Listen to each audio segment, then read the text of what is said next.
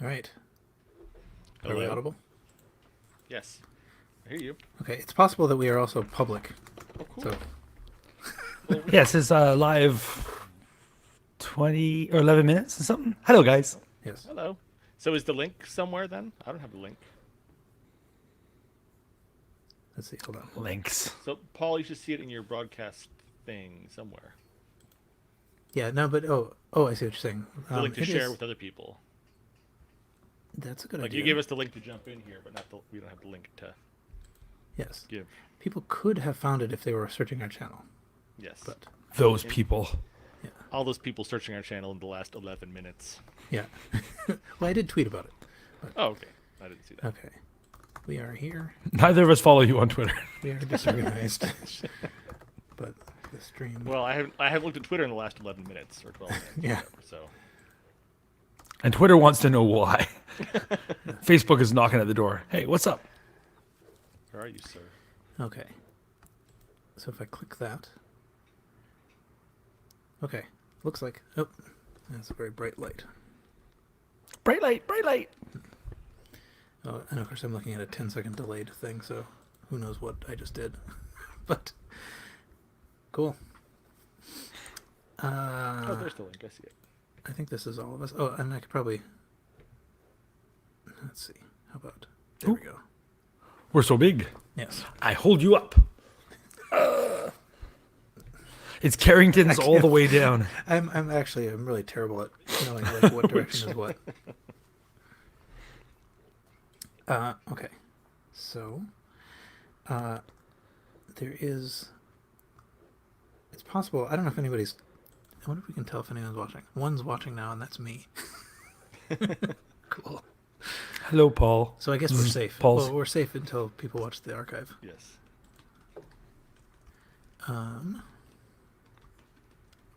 Yeah, I think it is possible to watch the comments in StreamYard, so maybe I'll do that. But if anyone wants to chat in the thing, that's also I cool. mean, they pop up on the StreamYard thing. Yeah. If anyone says anything. Okay. The live comments.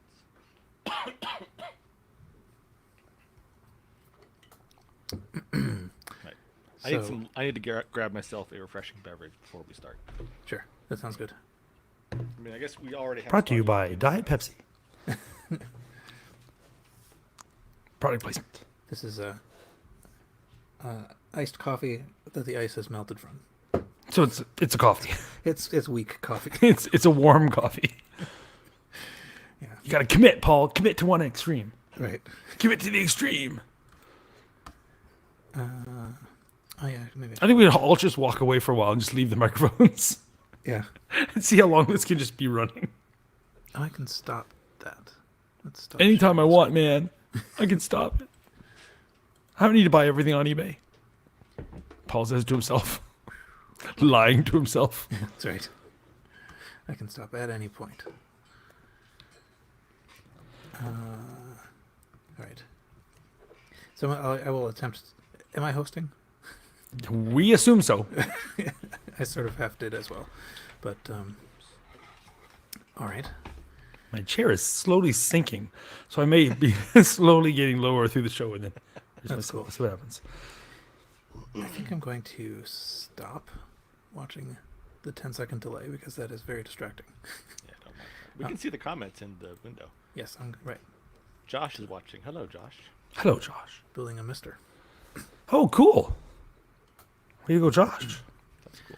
Once again, I have the opportunity to say, "Take these broken wings." All right.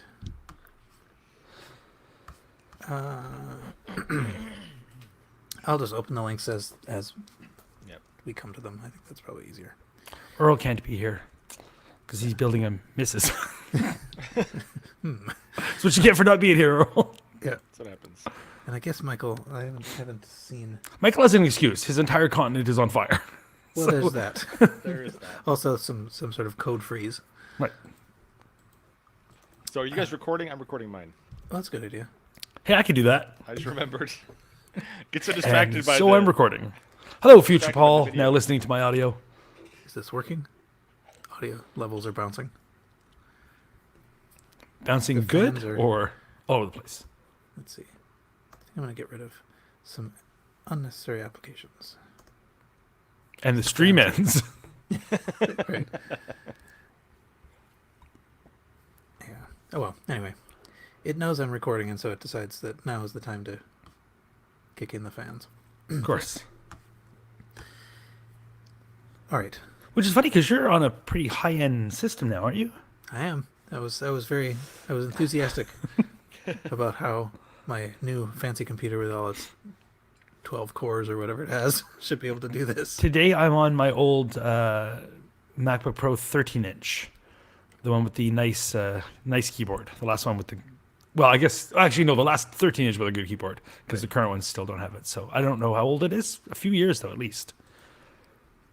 Looks Seems like weird. early 2015. So I like it. I like it so much better than my more expensive, more recent 15-inch. Yes, mine is. There you go. Mine just says 2019. Doesn't even give early or late.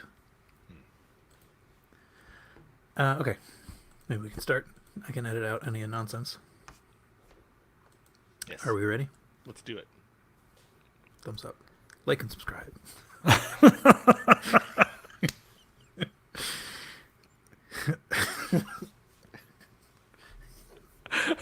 Okay. You broke me. Apparently. It's December 15th, 2019, and welcome to episode 205 of the Retro Computing Roundtable. The RCR is a podcast about retro computer news, nostalgia, collecting, and companies, brands, and so forth. So I'm Paul Hagstrom in Boston, and I am joined today by two other vertices on this retro computing triangular table. Yes, I got the direction right. We are also live streaming, so this is a part that you will not hear in the audio as I talk about how I managed to point in the right direction. Yes, we can point at each other down to the stream. It's like we can do Actually, like who knows? it's like in the Brady Bunch. It is, much like in the Brady Bunch. So, joining us from Stockholm, Sweden, is Jack Nutting. How are you? I'm good, thanks. I feel like I've got the tail end of a cold that's dragged on for weeks, but I'm pretty good. So Right. can't complain. Having fun. All right. And Carrington, we were briefly joined by Carrington, and then he went away. That's Goodbye, good. Carrington. That's neat. Yeah. What happened there? I guess he'll come back. Okay, he's clicking on the link I can see in Okay, Google good. Docs. But I have to let him back in. I think I'm running the Yeah, stream. you'll have to let him back in. So then we can ask him how it's going. Maybe he wanted to start the recording by hitting the big red button. Oops. Oh, I see. No, he had to. There we are. I'm back. Did you Welcome. boot me? No, I think I got kicked. No. What the heck, man? I don't. Interesting. Strange. Picking on the Canadian. It wasn't me, I don't think, but it couldn't have been anyone else, I guess. No, it wasn't me either. I don't think I clicked on anything. We just saw you disappear as I was about to introduce you. Yeah. I'm back. So, also joining us from Toronto, Canada, is Carrington Manson. How are you? Ephemeral. Apparently, I am doing well. Outside is cold. I will point at it. For those listening at home, I am pointing out a window. that's right. Yeah, in fact, actually, winter ended for us, so now there's no more snow. That's all right. There's a bit of snow, not too much. It's too cold to snow at the moment. So there's that. That's always pleasing. Yeah, we had snow here in Stockholm for about a day, and then it melted away. So now Stockholm has reverted to its typical winter, which is just sort of like wet, gray, and a light bit of gravel everywhere. Because there was enough snow for them to put gravel on all the sidewalks and roads, and then that stays there all winter long. Oh, so you guys stow down gravel instead of Yes. like salt or something like that? Yes, Nice. there's gravel everywhere. So it's cool. It's better for the cars and stuff. Probably better for the We still environment too, I salt guess. here, and Yeah. it's not good for the cars, or I suspect anything else. But No. we still do it. Yeah, the treads on my shoes are perfectly, salt sized. so in the winter, my all surfaces I walk, like my office floor and stuff, are like littered in little rocks because they come in. Nice.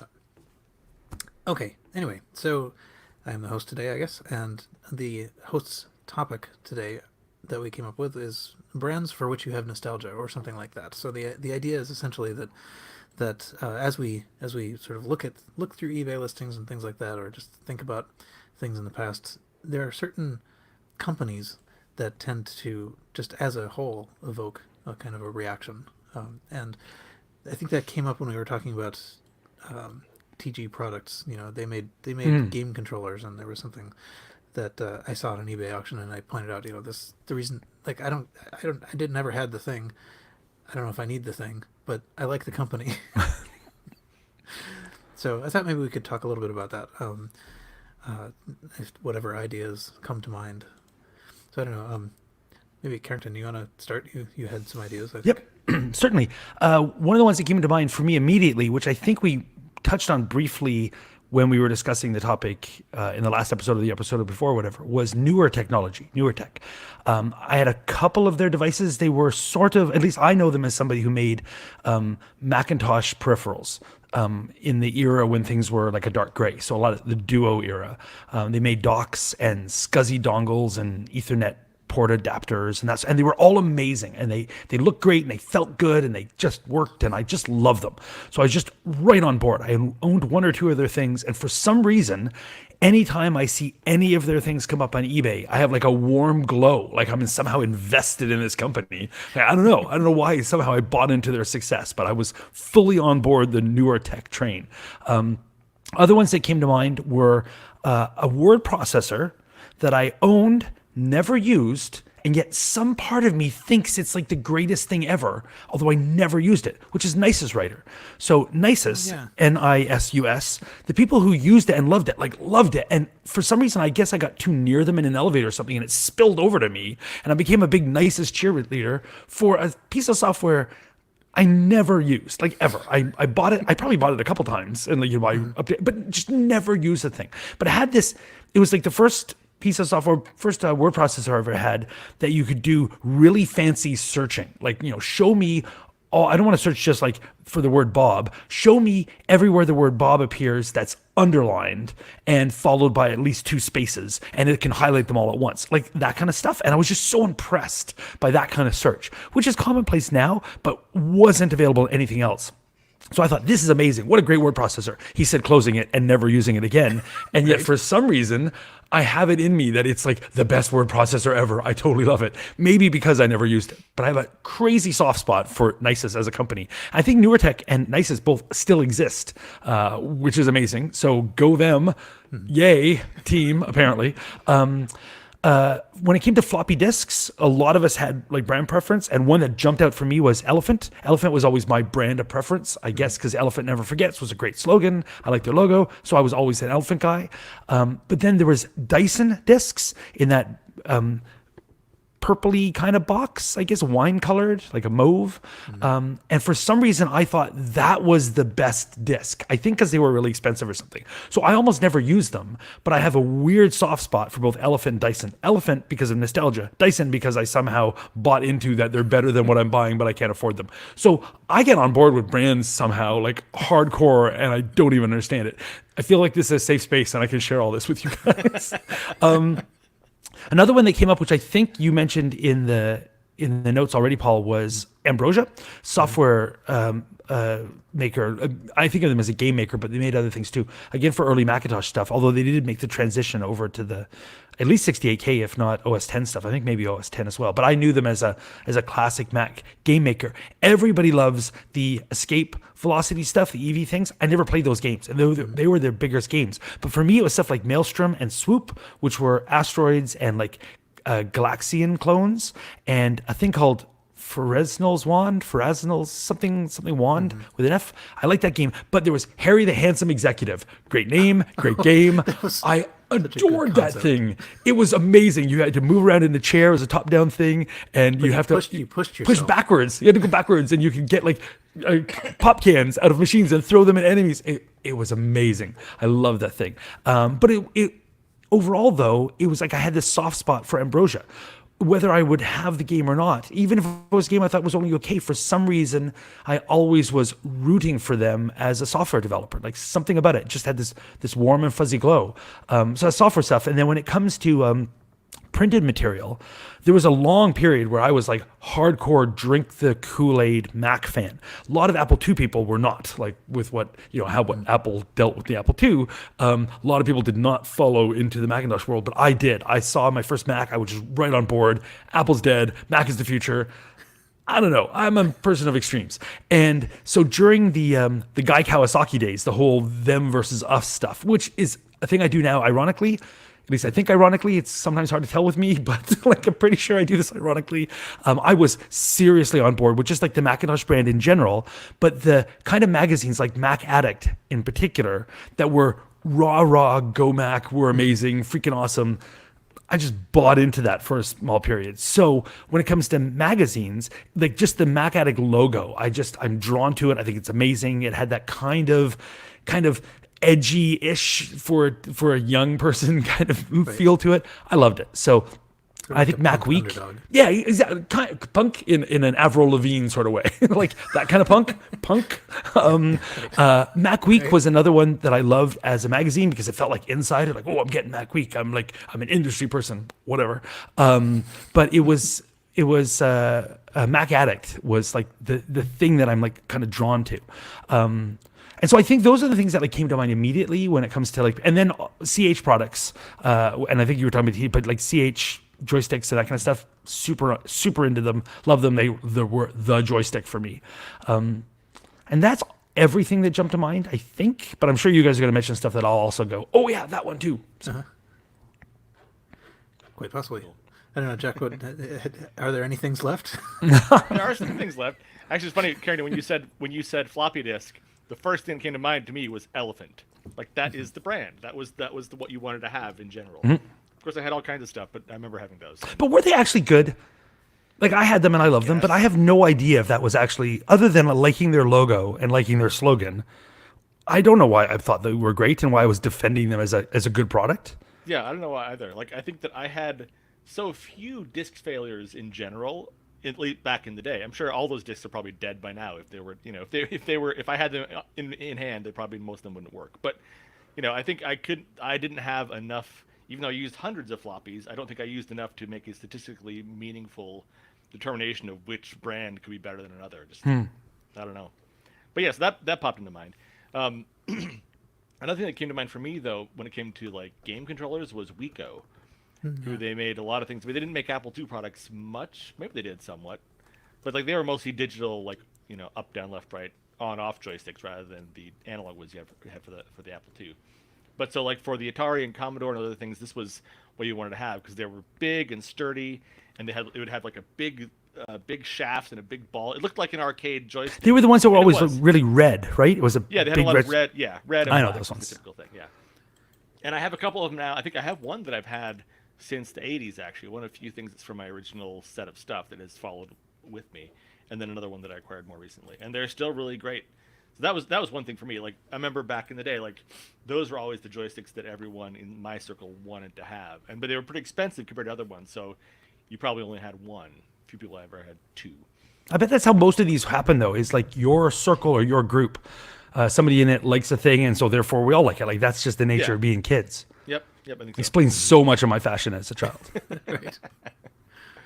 So there was that, and another brand that I thought of that I remember that I loved. Well, two brands that I loved back in the '80s were both software companies, Epix and Electronic Arts. Like both of these were so much. They had so many games they put out that were so much like my cup of tea between those two things. You had like all the things like these summer games and California games, Archon, and like for me these two companies that they dominated so much my mind space. I'm not totally sure. I think Electronic Arts put out Archon. They did. Yes, EA did. Epix, and Epix put out things like summer games and Mission Impossible and a bunch of these like so like these seemed to me at the time to be the top game companies. Which is so funny because I had the exact opposite. Like EA, I thought was amazing. I love their big album size things you'd open up and the black and white artsy pictures of the developers. Like, ridiculous. Love them. Love their games. Yeah. Love their. But Epic's, as a kid, I thought was one of those like low end things. Like, oh, avoid their software. Something to do with their box and their logo looked like, oh, this must be just like knockoff software, or like it kind of looked like the packaging for late era Atari 2600 games to me. So I avoided them, thinking, well, that must be terrible software. Right. I'm not going to spend all my money on that. That must be terrible. I remember what Pac-Man was like. Exactly. I'm not going there again. No, so those were ones for me, and also thought of. Oh, right. The other thing about Epix also is that later they actually came out with a couple of different game controllers, and there were ones where it's kind of like you hold sort of a big block in your hand, and has a little joystick on top of it, and it's micro switches. So it was very sort of clicky sort of thing, and so the clump in your hand is molded to be inner hand shaped, so it's sort of designed so that you can sit and hold this in your left hand for hours and use the little joystick on top. And I still have one of those too, and it's always been great. It has like it's plastic, but then it has an outer covering that is soft plastic, kind of feels like the sole of like a sneaker or something, and it has weirdly aged and yellowed, but it still works. And So feels have the we same. all. It hasn't cracked. It hasn't peeled. It's okay. Yeah, it's cracked and peeled less than I have, so it's fine. I accept it as it is. Yeah. So Well, those are mine. Those are my things. Oh, the other thing that came to mind for me as like a nostalgia brand that I didn't really have or use in the '80s much at all, but I, at least not at home, was Epson. Like the printers at school, they were always Yep. Epson printers. And I had later an Epson printer that I loved. Yeah. Yeah. I don't think I had an Epson printer back in the day. I think the first Epson printer I ever had personally was probably a much more newish inkjet in the past 15, 20 years. But yeah, that's just sort of me. That's like that was the sort of solid printer brand that I have in my nostalgia brain. Yeah, I had the exact same experience. I had an Epson, either LX80 or FX80, whichever is one that's like pointy, looked like a Fiero, just a weird looking printer, but I loved it, and it lasted for ages. And yeah, so I have a real soft spot for that thing. In the comments, Richard Thompson says he mentioned Applied Engineering. That's a great choice. If I had thought of it, I would have mentioned it. That I also have huge soft spot for that brand. Yeah, me too. And I, sort of like Nisus Raider, I loved it, but I had nothing at the time from them.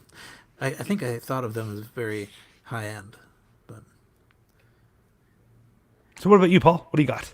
well, what's left? I agree about Epson.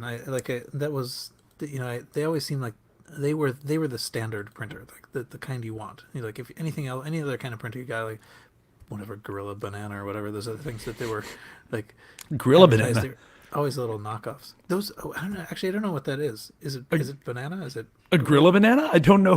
But I don't know. there's some ad that was on like the inside front cover of like every third magazine I got. I mean, they advertised super heavily.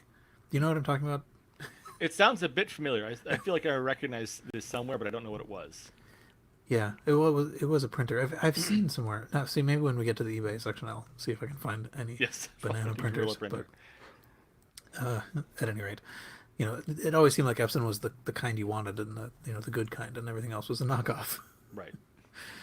But yeah. So the other thing with discs, I was actually trying to search for like what the bad ones were, but yeah. I mean, I think 3M was that was always like the disc you wanted, for me. I mean, like I liked Elephant, but 3M was always what I would want to try to get, and I think that choice held up.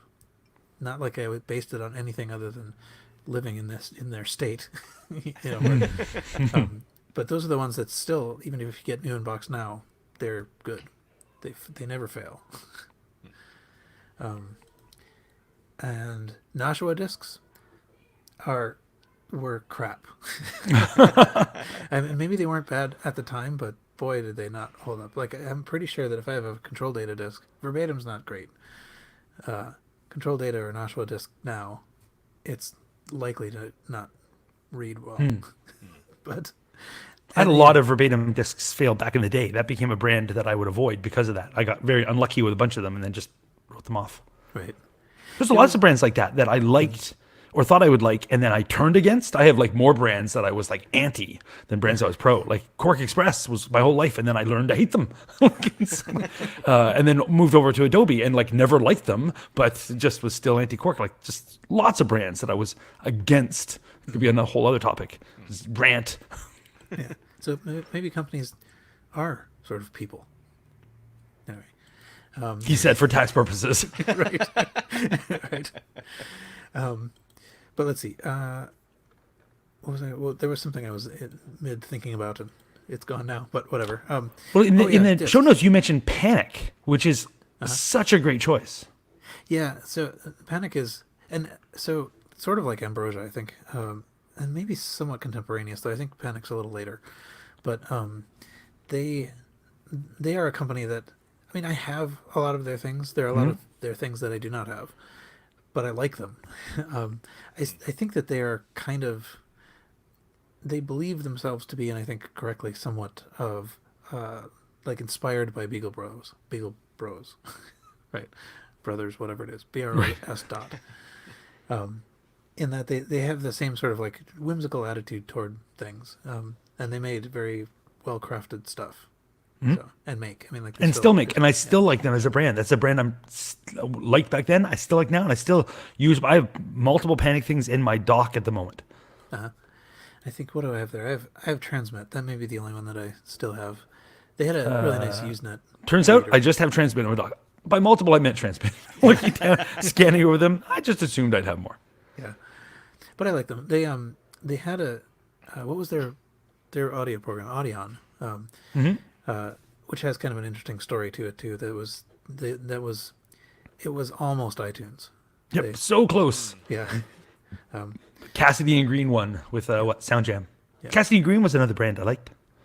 They did Glider and Sound Jam and Glider. I don't know. I like them anyway. Probably other things.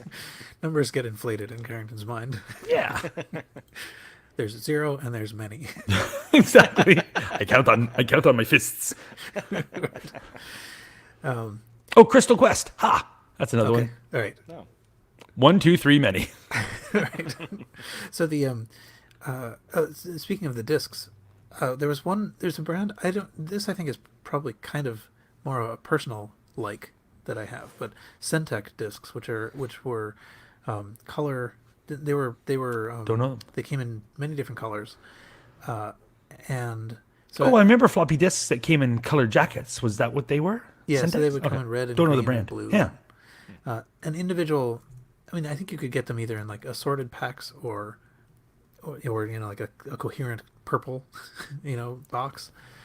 So I have red and brown and orange and purple, and these were like, in my mind, that was also kind of how I thought about like my programming discs or whatever. Like this was on Orange 2. This was my Orange brown 2 program. final, really. Yeah. But I think the reason I had them was because the person that I worked for when I was in junior high and high school was really into them. So I never had, I mean, I guess I had a paper route at one point, but otherwise I had never had a real job. I was immediately in 8th grade recruited as cheap programming labor. So I worked in a computer room like through all of that time, and so that actually put me in the context of a number of things, like the Epson QX10 I used because the guy who ran this hotel was into them, and they were new and promising tech, and he bought all these multiple colored discs. So, but I like them. I think they do have a kind of a character to them. So. And we're talking about color 5 1/4-inch discs, right? Yeah, because the 3 1/2-inch disc came often in lots of colors, but I remember there was very few of the 5 1/4 that weren't black. Mm-hmm. Yeah, there were. You could find them. I think Kodak had some, but Centec was the one that I think they kind of like went. That was their thing. So I have a pretty strong, but probably lonely attachment to them. Nobody else knows who they are. How was Centec spelled? CENTECH. Oh, okay. I linked to a box that you could buy on Amazon, which doesn't actually show you the discs very well, but it was the only sort of place I could find even something close to And I found the Gorilla Banana printer ad and stuck a link in the show notes for that too. So that'll be for the show. Oh, yeah. Or I found a Gorilla Banana printer ad. So But it looks familiar, right? it does look familiar, but only after I saw it. I never would have been able to bring that to mind without you mentioning it. And once I saw it, I'm like, oh yeah, I saw this all the time. Yeah. I guess because I never linked to that brand. Like I never had one. I didn't know anybody with one, so I just got ad blindness for it. Right. It's funny though. I wonder what makes that work, because it seems like that's exactly the sort of like jovial, whimsicalness that should have stuck, and it didn't. Right. It's like Gateway also had that kind of feel to it. Like, oh, we're funny. We have boxes with cows on them. So buy our PC generic clone. Right. Let's see. What do I have left? I guess the one thing that I put in my little list here was Palm, and I think I've mentioned them before too. Like I feel like I used them, or whatever, but I feel a sort of a deeper like for them than just like I liked their Palm Pilot or whatever. I like them as a sort of a whatever spunky young company. Yeah, a little plucky company. Yeah. Yeah, like the early Palm devices, like they kind of opened up a new sort of category of computing that was, handheld, affordable computing.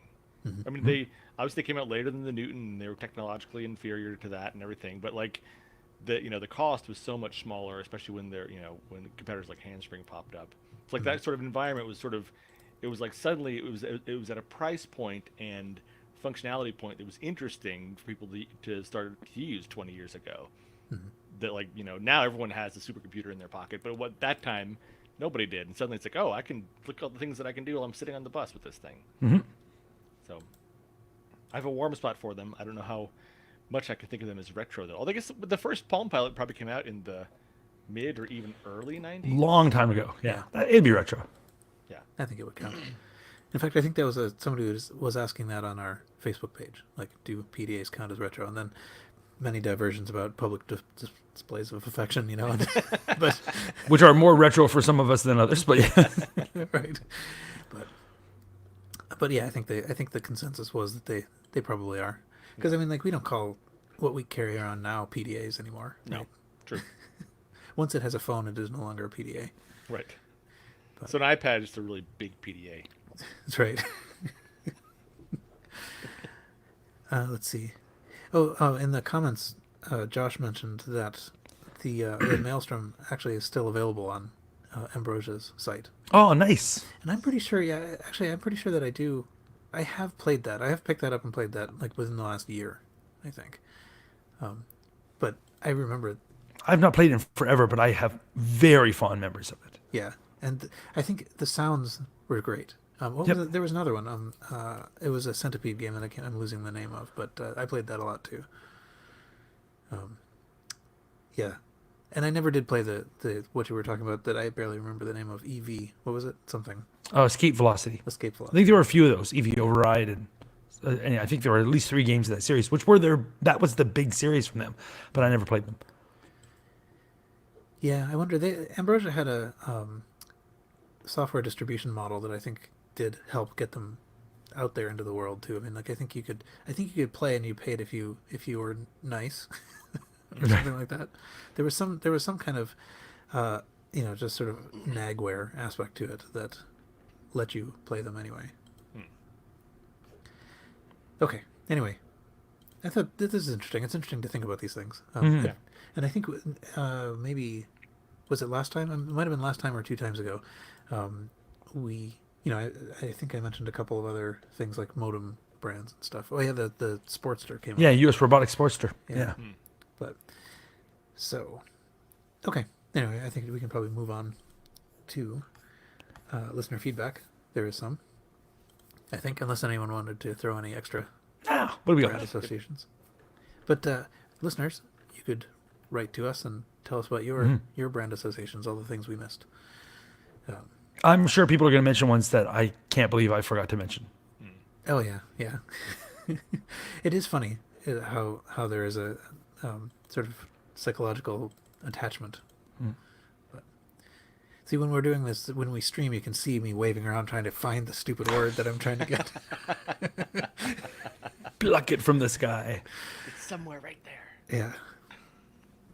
Okay, let's see. So, Anders wrote over email about the Gotek drives to just mention that there are a couple of different kinds of software that you could attach, you know, sort of flash into your Gotek drive. If you're particularly, I think for this is for Amigas, but and Anders recommends Flash Floppy.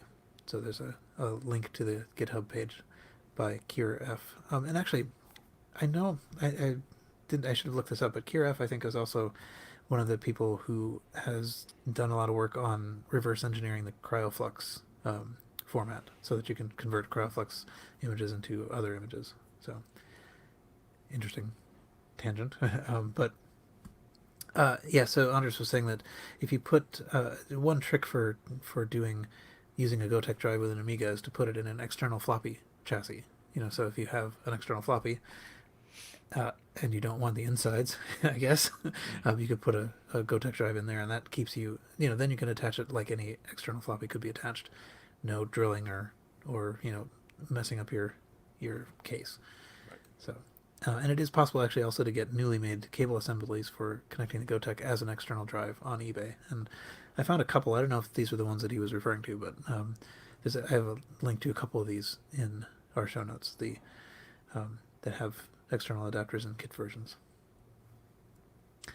Cool. So, and it occurs to me as I say in the show notes, that's one place where the actual viewers have a disadvantage because They don't see the show notes yet. True. Right. But anyway, I guess if we actually really start talking about something, I'll figure out a way to share a tab. Well, I think actually, Paul, and this can be edited out since we're talking meta talk about StreamYard. I think whoever is running the thing, you have the ability to put little text blurbs that pop up over the screen. I think you can put links in there. People can click them and. Do not give me that power. That's Telling you interesting. now, I will abuse it. That's interesting. I wonder if you can. So let me see. Edit.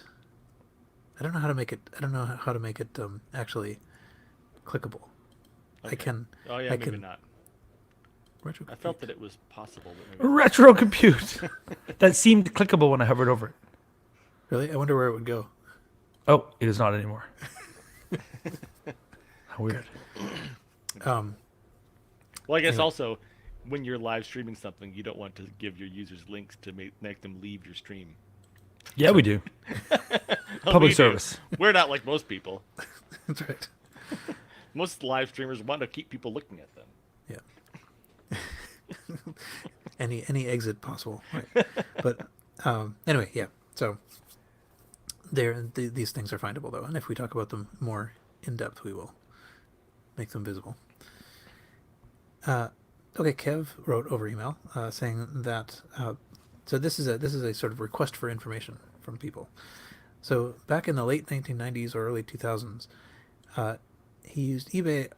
He used eBay with a program called the Oracle, which was it's basically an eBay sniper. So you could set your amount, and it would at the last second submit a bid. It was doing this all with sort of like scraping techniques. So before eBay really had like third-party APIs for this. And it was a Windows program that he remembers partly because it used these I think they call it alpha channels or whatever, but it actually sort of made its own window in its own shape. It didn't use like Windows stuff. So Winamp did this also. And over the past 10 years, he's been searching for this program. Again, it's called the Oracle, an eBay sniper, with no luck, trying to find any sign of it, and would like to get it, not to use it, but just to have it again. So if anyone knows, that this was not a dream, I guess let us know, and we will mention that. But anyway, that's, Yeah, I don't know it. I was never an eBay sniper person. I am now, because I don't care about sportsmanship. I just want the thing. It always did seem unsportsmanlike to me. So it just seems un-Canadian to snipe. Just can't bring myself to do it. Yeah. I sort of felt that way for a little bit, and then I sort of like stopped and thought, You lost too many auctions. what is it? Why does it? Who cares? But and actually, so I did look around a little bit, to see if I could find, basically see if I could find anything myself in my own searching. I don't know why I thought that I could, but I confirmed that I could not. But I did find a weird, very strange auction, which is apparently somebody. So I'll maybe I can actually share this. A lot of 5694. Oh, okay, I made everybody small, but whatever. It's fine. PC, CD, DVD, computer games from eBay store inventory wholesale. It's kind of crazy how many discs are here. Yeah. Because you think it's just a bunch from the couple of pictures, but then the pictures keep going. And then it shows you racks and racks of boxed ones, and then more racks of just ones in cases. It's crazy how many discs this is. It is. And you can buy it now for a little short of $13,000. No, I won't. But yeah, I mean, so I think it must be that the word Oracle and eBay and Sniper, came up in this list, because if you go down this list, There'd be a game, no doubt, has Sniper in it. yeah, I mean, I'm scrolling down and scrolling down and scrolling down, and you can imagine somewhere in there, I mean, like even searching the page, Yep, good Jewels of the Oracle. There's 4 of those. right? So this is, I guess, somebody just decided. I don't know. I mean, like, why do you think? So this is what it says. It is, by the way, is that it was an eBay seller, like the collection of an eBay seller, and this is now all being put together. It kind of sounds like it is not this person, not this eBay seller, but some other eBay seller took over the inventory of eBay seller number 1, and for some reason, you are being sold on the idea that you, as eBay seller number 3, can make more of a profit than eBay seller number 1 did. But it could be that eBay seller number 1 died, or just got divorced, and eBay seller number 1's spouse is like, screw you, I'm selling your discs, or who knows what. But I think it's got to be something like that. Yeah, but good grief. Anyway, Interesting. so that was that was the. I wonder if I can now make it stop sharing. Stop sharing. Remove from screen. Okay. Anyway, I came across that. That was completely unrelated, but I was looking for the Oracle, and that's what I found. Close. Very Yeah. close. In the background of one of the photos is a Kansas City Royals rug of some sort. So it may be close enough to where Kansas Fest takes place that you could do local pickup and save yourself a little money. Right. I think it's like $100 shipping and $13,000 to buy the thing. So Well, then maybe it doesn't matter. Jeff wrote over email, basically just to point out his channel, the Age of Gaming channel, where he's got some video. He's been doing videos of basically just things with his computers, and some of them are they include an Altair 8800, a Sol 20, a Commodore PET. Wait, he's doing gaming on the 8800? Well, I think it's. I don't think it's actually a gaming channel. I looked at a little bit of these videos, and it's pretty cool actually. They're relatively brief, relatively well sort of put together, and they're nice. You can see using the Sol 20, and there are playlists for the Sol 20, for the Altair, for the PET, and if you look at the playlist, then you can see a couple of sort of things that are done, like an Nice. introduction to one, creating a disk image using PC to flop, and so forth. So I thought that was kind of cool. And so I would recommend taking a look at them. Maybe at some point I will look at them more carefully, but they're quite watchable. So, and it's actually I'm not sure that there are all that many such videos out there of people using Sol 20s. So it's good that some are coming to exist. Okay, and then I think the last one that I will mention is Kostas wrote, and then David forwarded this to us, about the CB2 micro kit. It is a microcomputer kit that you can build. Let me see if I can share that. I have too many things on my screen. Do it, Paul, do it. CB2 microcomputer. Share. Okay, there. There it is. So it's the kit you can buy for basically £25, and the postage is £10 worldwide, and you can get it assembled if you want for an extra £10. I think it's coming from Greece. Is that what .gr is? I think so. But it looks pretty cool actually. It's it's not super expensive. There's not a lot of pieces if you want to build your own. It can connect with a PS2 keyboard, or you can use a USB keyboard if you have an adapter. It has RS-232 serial. It has Tiny Basic built in, and it can also run Chip 8, because everything can run Chip 8. We have Right. but also S-Chip and 8080 and AVR native binaries as well. And there's a kind of retro looking page that has all this information on it, but it also has a fair amount of content. So you can read the user manual and see how to load programs and save them. And I think there's something like 8 or 12 RAM, or like sort of, what do you call it? Stable RAM, right? Non-volatile. That's the word I was looking for, to save your programs and stuff. So Okay. if you're interested, it seems pretty cool. Yeah, it does. Cool. All right. Move from screen. All right. And I think that is. Hold on one second. A little coughing fit. That's fun.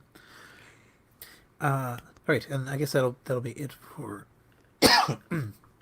That will be it for the feedback, and we can now go to items of interest and news. And Carrington, you have the first one.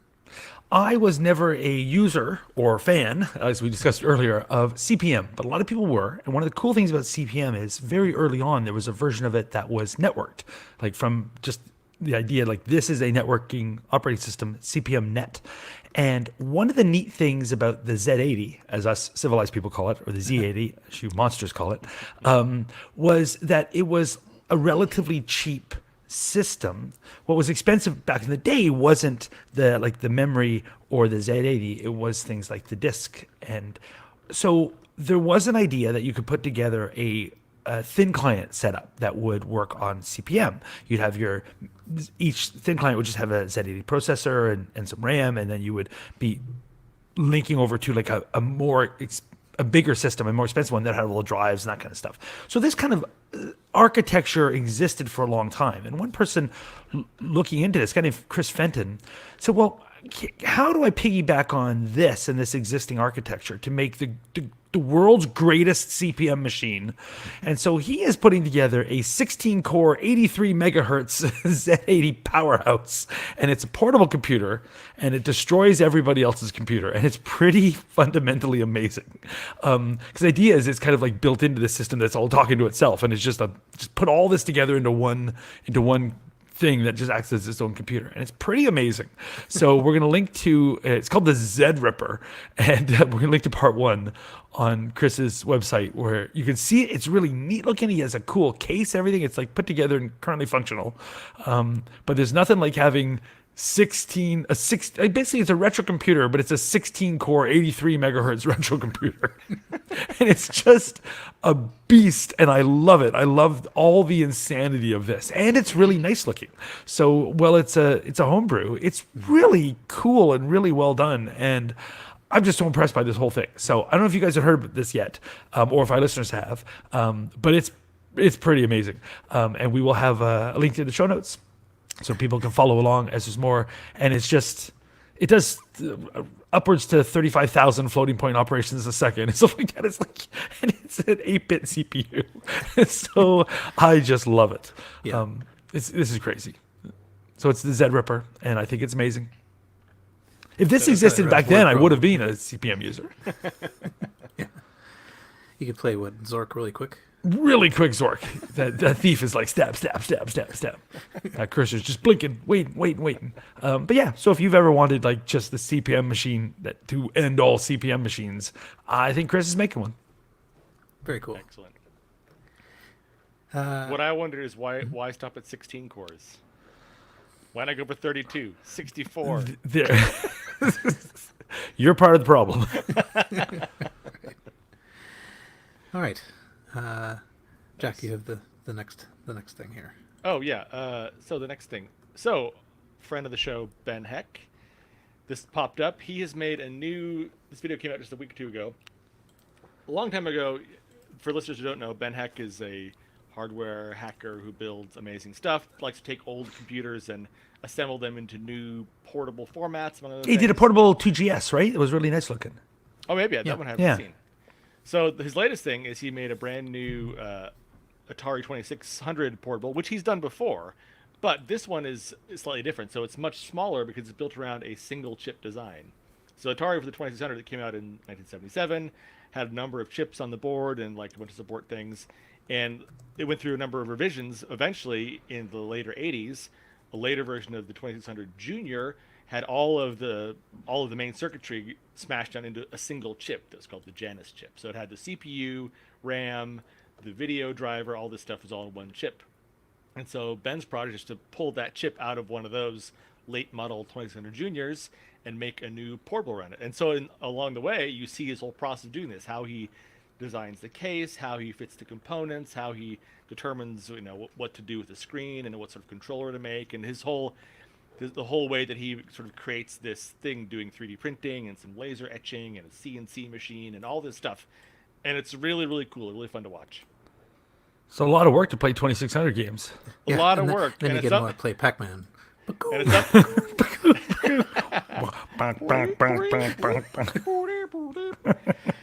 yeah, so and at some point he remarked on this being a never-ending project. He clearly worked on this for a long, long time. I mean, you see it in the video is slightly under an hour, but it looks like it was probably filmed in chunks over weeks of time.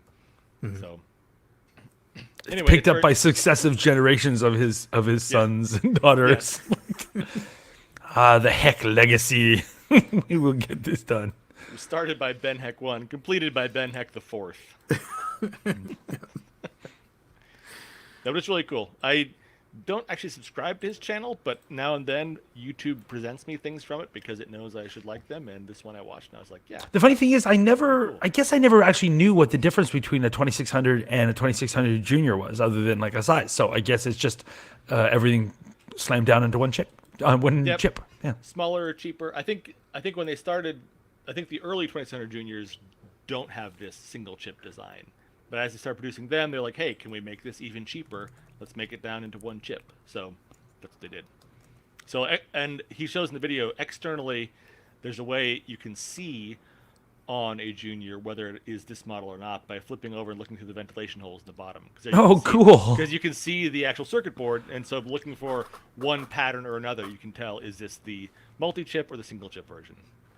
So if you're rummaging through bins of old 2600 Juniors, you can find the good ones if you want to emulate Ben's project. That's nice. Looks like it's a hell. Other than Yar's Revenge, what are the good games? Like, I actually literally don't know. Like, every once in a while, I'll pick up a 2600 and emulator or whatever and play things, and I get like 5 minutes in any given game and go, well, this is terrible. Yar's Revenge can hold my interest. But there must be other ones. I used to have one years ago that I liked, but I don't recall any of the games. Do you guys have a suggestion? Like, if somebody picked up a 2600 and wanted to actually grab a game and play it for more than 5 minutes, what should they try? So I would say, Pitfall, I mean, from back in the day, there aren't really a lot of games that can really capture your interest for a longer length of time. There are some examples that can. So, Pitfall and Pitfall 2. Oh, Pitfall, yeah, that was They're good both one. things that you can get the idea within a few minutes, but to actually complete the game, which you can do, is challenging. Wait, can you? I thought Pitfall was like a never ending. Is that you can actually win Pitfall? You can actually win it. Yes, you can. I'm learning so much on this whole Yep. thing we do here podcasting is just to teach me stuff apparently. You actually What? can complete Pitfall. I've not done it, but it's possible. No, apparently. Now you can all see how well I did at Pitfall then, because I literally didn't even know you could finish. Oh, you mean you can swing across one of those pits? Why then? Why is it called Pitfall? You don't just walk into the pit and fall. I won. Yes, I won. I won right away. Keep winning. No, but so in Pitfall, there's actually there's a countdown timer clicking down, kind of like Prince of Persia. And so I think the idea is if you complete all 256 screens before the timer's done, then you win. I think that's the win state. I've never My gotten goodness. close, so I'm so far from ever winning that it's the chance that I ever will is very, very minuscule. But it can be done. So those are examples. Those can actually keep you engaged for a while. Other things like, probably Star Raiders ported to the 2600. I haven't played it on that, but if it works like the Atari 8-bit game, it's probably pretty good. Graphically, not as good, I'm sure, but it's probably okay. Was that a recent port, or did that exist back then? No, that existed back then. So when you bought Star Raiders to the 2600, it came with a little sort of controller pad, like a 12-digit pad that you would plug in instead of joystick 2 for the like computer commands you would normally do with the keyboard. Cool. So, but I never have played that. I have BASIC for the 2600. Really? That is very funny. Yikes. I think I believe What it kind of has- font is that using? I mean, I should try to find images of this, but it comes with a. You mentioned the keypad, which is what reminded me, because it comes with a little programmable keypad, like 12 buttons Right. or something like that. Yeah, I've heard about this, but I never used it. But I remember seeing something about the sort of remarkable technical feat that is Atari 2600 BASIC, because you've got a machine that only has 128 bytes of RAM. So where does your program go as you're typing it in? And I guess the answer is that you can only have a very, very, very small program that you type in, and it can Yeah. do very, very few things. Extremely limited. Yeah, that's I think. Yeah, it is, you know, your programs are like 9 lines long or whatever. Right. Right. Anyway, when it comes to 2600, I guess the more intriguing games are probably going to be the newer sort of homebrew games from today. Like there's somebody called Champ Games who's making really cool ports of. He's made a good version of Galaga and a good version of Mappy, and Oh, Mappy is a War. great arcade game. And he's made an amazing version of that for the 2600. It's mind blowing. If you like think of what the 2600 was 40 years ago, and you see this, it's like that's incredible that this machine can do that. But he's figured it out. As a kid, the only game that held my interest like forever, weirdly, the game that I kept in my 2600 was Combat, like the game I got as a packing game. And I adored it. And whenever I could get other people to play with me, that's the game I wanted to play. But you couldn't really play solo, so Right. it's disappointing. And I think because of that, that's the reason I ended up getting into television, because it had so many more single player games. Right. Yeah, I mean, Combat is kind of much maligned in a way, but it actually was a surprisingly large amount of variety of gameplay. There's a lot of stuff going on in there, and yeah, as long as you have 2 people, it was pretty fun. There was some kind of Missile Command game I remember being really terrible. I mean, I can think of lots of terrible games. Yeah. There was an Activision game, Kaboom. I liked Kaboom as well. I mean, we've kind of gone off the rails here. This is Computer Pro, but Kaboom. I did Kaboom. I know there was others. I just couldn't think of any. If you like Kaboom, you can see Ben Heck playing Kaboom on his device he created because he's testing his little paddle controller. He's got both a joypad and a paddle controller. What I like to see, I don't game Ben Heck playing Kaboom. Is that like? I think Who knows? no. Oh, I think actually I did just see. That maybe is the Missile Command. Yes, game that's that Missile Command. That is I was so. It's not a Missile Command. It is. So Missile technically now, because of the live stream, I'm watching Paul watch Yeah. Yes. Ben Heck play Missile Command. Right. on his Atari 2600 Junior Mini that he's Yeah. made. It's a beautiful world we live in. It is. And Yeah, people who are not watching the live stream are just like, what the hell are you guys doing? I can't tap her. I Talking guess about. I can't wait until somebody does a React video. This is that. No, someone reacting to this live stream. Exactly. Yeah. Oh, excellent. That was me. Okay. Right. Millennials react to Gen Xers watching an old video game. It's the future. Okay. Let's see. So this is my thing. I think we're gonna have an ad first. That's good. That's. I don't think I should be showing other people's ads on our stream, but anyway. Okay. So this is retro recipes. I don't know. Is this a? I believe that this is a channel we have. We've talked about this before. Yes. So the thing was just recently posted. This video, December 14th. That was yesterday. But so the basic plot of this video is that there was an Amiga. I think it's not sure what type of Amiga. It was some type of Amiga, and it was thrown out by a movie studio. There we can see the Amiga.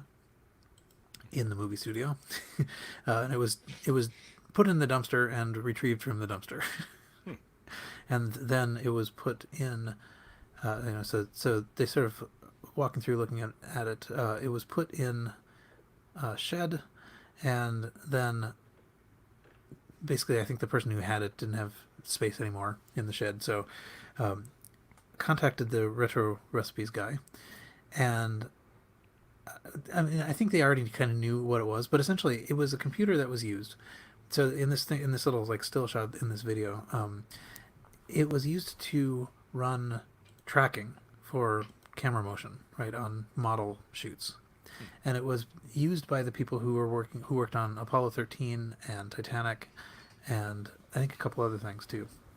Oh, like the movies though. They didn't work on Apollo 13. It worked on the movie. Worked on the movies, yeah. Got it. And so this machine was actually used to like run the camera controls, and in fact actually also was used to do. So they explain this a little bit in the video, but when you're doing this kind of model work on film, which has to be developed, you don't know how it turned out until you develop the film, right?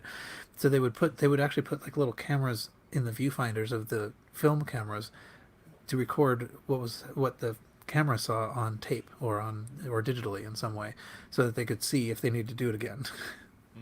Mm-hmm. And so that was another thing that this machine was for. It was taking the video input from the viewfinder and then storing it. And so the thing is though, this machine, has, well, so first of all, there's a bunch of like corrosion and stuff on it, and so there's some discussion of like trying to fix the corrosion in it, and it's all sort of like, it's all kind of hypey.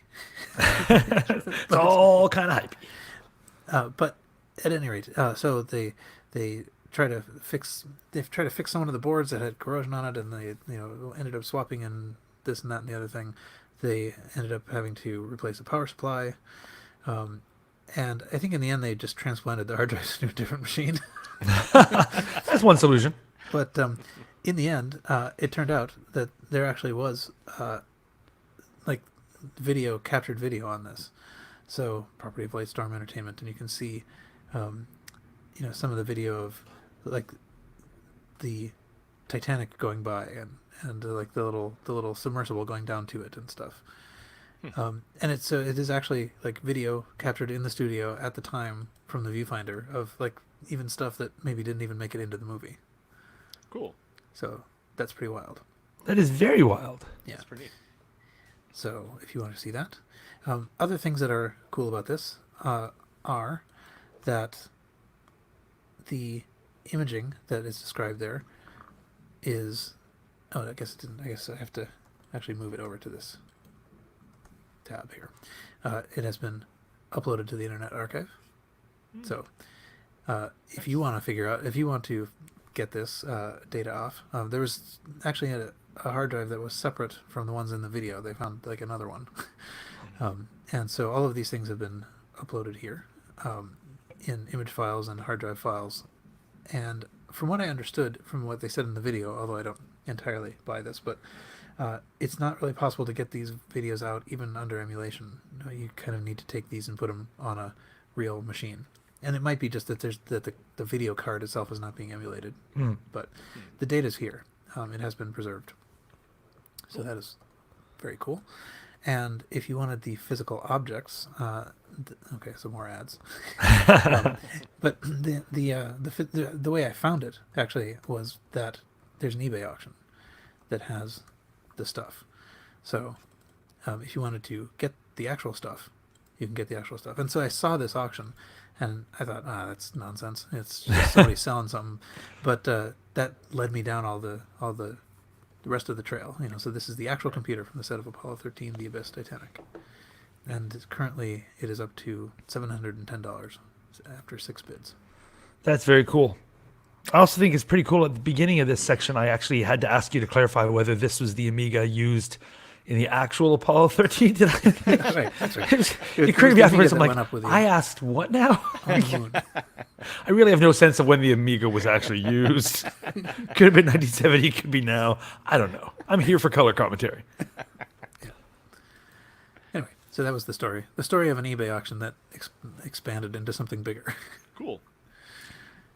Oh, that's a good segue to my bit of news. All right. So what is your bit of news? There was a couple weeks ago a floppy disk signed by Steve Jobs heading up to auction, expected to fetch ridiculously $7,500 was it, and it wasn't even like a really fancy disk. This wasn't like a version of the Mac operating system that was never released or source code. No, it's a Macintosh System Tools disk, like just your basic systems tool disk, just a 3.5-inch floppy with a slightly smudged Steve Jobs signature on the front of it. Ridiculous auction going up at a place called RR Auction in Boston. So this is one you missed here, Paul.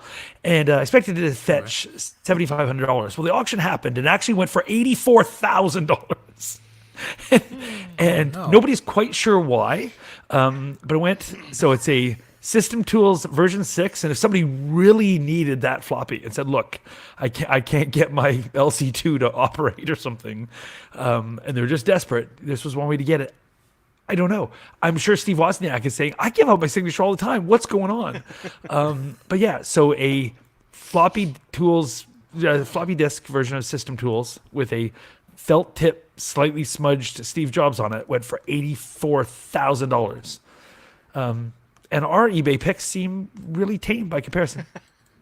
Yeah. So we have a link to a write-up from Apple Insider in advance of the auction saying, remarkable, this might go as high as 7,500, and then we'll have a link to the RR auction site for the closed item 333. And weirdly, the item was just 333 Steve Jobs. Now I wonder if people were thinking they were getting something else, like Steve Jobs, awesome. I'll bid 80 grand. Give me that frozen bit or whatever. But no, just a floppy disk. Minimum bid was 1,000. Went for a little over 84,000. But if you look at it, I hope it was authenticated in some way because it doesn't look like much. It looks, you could copy that off the inside of your Mac. Doesn't even say whether or not the disk was working. Yeah. Does it even work? Come on. Yeah. Wow. All Yep. right. Wow. That's something. Good going, people. I don't get it. I don't know what's fancy about this one, but it went for a bundle. All right. Jack, do you have anything auction related to give us? Nothing auction related, but I do have something else, which is this thing called Silly Venture, which I've been hearing of for a few years and keep forgetting to mention in this context. So it's an annual event in Poland focusing on Atari computers, both the 8-bits, the ST, and also even things like Jaguar and the other big systems, where a lot of the content of this is like an old-style European computer demo party, where different sort of coding groups present their demos, their graphics demos and sound and stuff things they're working on. And this happened just a week ago, I think, and I started seeing it pop up on Facebook. And some of the videos here are just really, really cool. So like if you enjoy things like old 8-bit computer graphics and chip tunes and other fun stuff, you can find plenty here.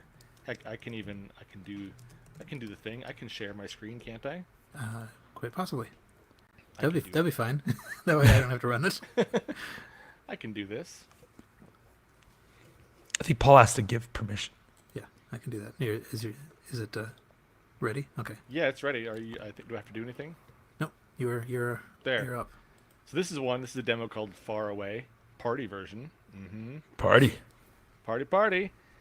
And just it has some pretty sweet stuff. We don't have to sit and watch the whole thing, but there's a lot of stuff. There's a cool soundtrack going on here. There's a lot of cool motion and crazy things.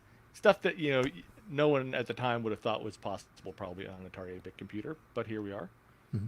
Just neat things, and it's fun that these things are still going on, and I think it's interesting that a lot of these things are in places like Poland, where like in Poland, Atari 8-bit computers were new in the late 80s and early 90s. Like this because in Eastern Europe, a lot of countries didn't really have computers at all under the Soviet era.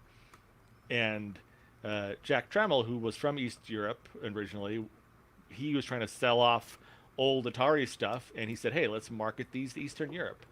So for a lot of people, these were sort of the first computers that were available in the 90s, and so to this day, there is a pretty substantial set of interesting hardware and software that ends up being produced in Eastern Europe that are software for the Atari 8-bits or hardware add-ons, that sort of thing. So it seems fun. I don't know if I would ever go to this because I don't know if they're speaking Polish the whole weekend. I don't know if I would just, but I'm sure I'd have a good time anyway. It seems like a fun thing. So the link that I'm putting in the show notes is a link to a playlist that I found on YouTube that contains a number of these things. I have not watched all of these by any stretch, but there's a ton of them, and they're all pretty fun and crazy things to look at visually. So I recommend it to anyone who enjoys. Very cool. Never heard of this before at all. Nope. Yeah, I've heard of Silly Venture in the past, but I haven't ever done anything. When it comes to our show, I always forget to mention it somehow. Just like it doesn't pop up to me that I should be talking about this. We'll also have a link. I found the official site for Silly Venture 2K19, so we'll have a link to that in the show notes as well. Cool. That's interesting. Excellent. Yeah, very cool. And for some reason, I shared my screen without knowing I had. That's cool. So we stopped watching Silly Venture, and we were now watching what I was fiddling around with here. But Oh well. okay, so spoilers have already gone out. I guess apparently we know what we're talking about now. But so the I guess all right. So the motivation for my looking at this topic was that I was looking for eBay auctions because I don't know any of the actual news. All I do is look for eBay auctions. Everything's sort of based on an eBay auction I found. But so I found this, which is a Timex Sinclair 2068 personal color computer, complete in box, and it's got a nice box. It has no manual though, but otherwise it's in good shape. They're actually kind of nice looking computers. They are. I think we've probably talked about them before. They're kind of like a Spectrum, but they're not Spectrum compatible. They're sort of like the US version of not a Spectrum. Right. Most computers are not a Spectrum. Yeah. It doesn't make it special. Right. But it's close, and you can get a little thing. If you introduce the Spectrum ROM to it, then you can run a lot of Spectrum things. So Why don't they call it the Spectrum? I hope they do, but I don't know if they do. I think they call it like a Spectrum emulator or something. It's nothing too exciting. But this. So it doesn't have the manual, and that sort of reminded me of the fact that can I go forward? I can't go forward. Can I go back? Can you get there from here? Okay. Apparently I'm. Well, anyway, there was just I think today there was a message on the Yahoo groups for the TS 2068. This is it. That said basically, okay, well that was fun while it lasted. See ya. Because the Yahoo groups itself has shut down, and it was with not very much warning, and basically on the day that it shut down, which was supposed to be yesterday, we got this message to the list saying, well, I haven't really been participating much in this list, but I saved some of the files. In a zip file if you want them, email me. And it's like, and then that's it. And so it's actually pretty much deteriorating here, so I think it is possible to look at no, actually now all the links are not working anymore. It's because I'm not signed in. But I think even if I signed in, if I clicked on a message, it would show, I could see the title and maybe a blurb, but if I actually click on it, the message isn't there. So it's kind of sad because that means all of this information, it was going since 2001.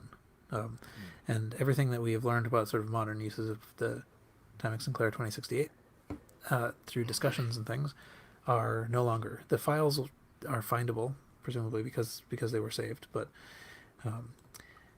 the Yahoo itself has said that even though the content is not going to be viewable anymore from yesterday, they are going to request. They'll respond to requests for archival, like a zip file or whatever of the groups up until January, whatever it says, January 31st.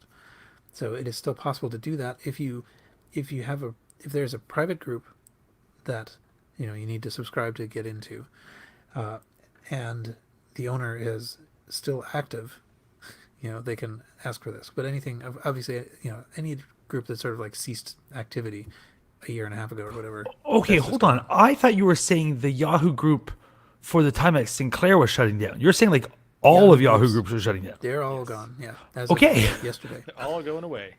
Oh, okay. And a lot of people moved to Groups.io or other places, but that only works if they're like right now people are paying attention, and there was a very short time window for this too. So, it's kind of bad. It's not good at all.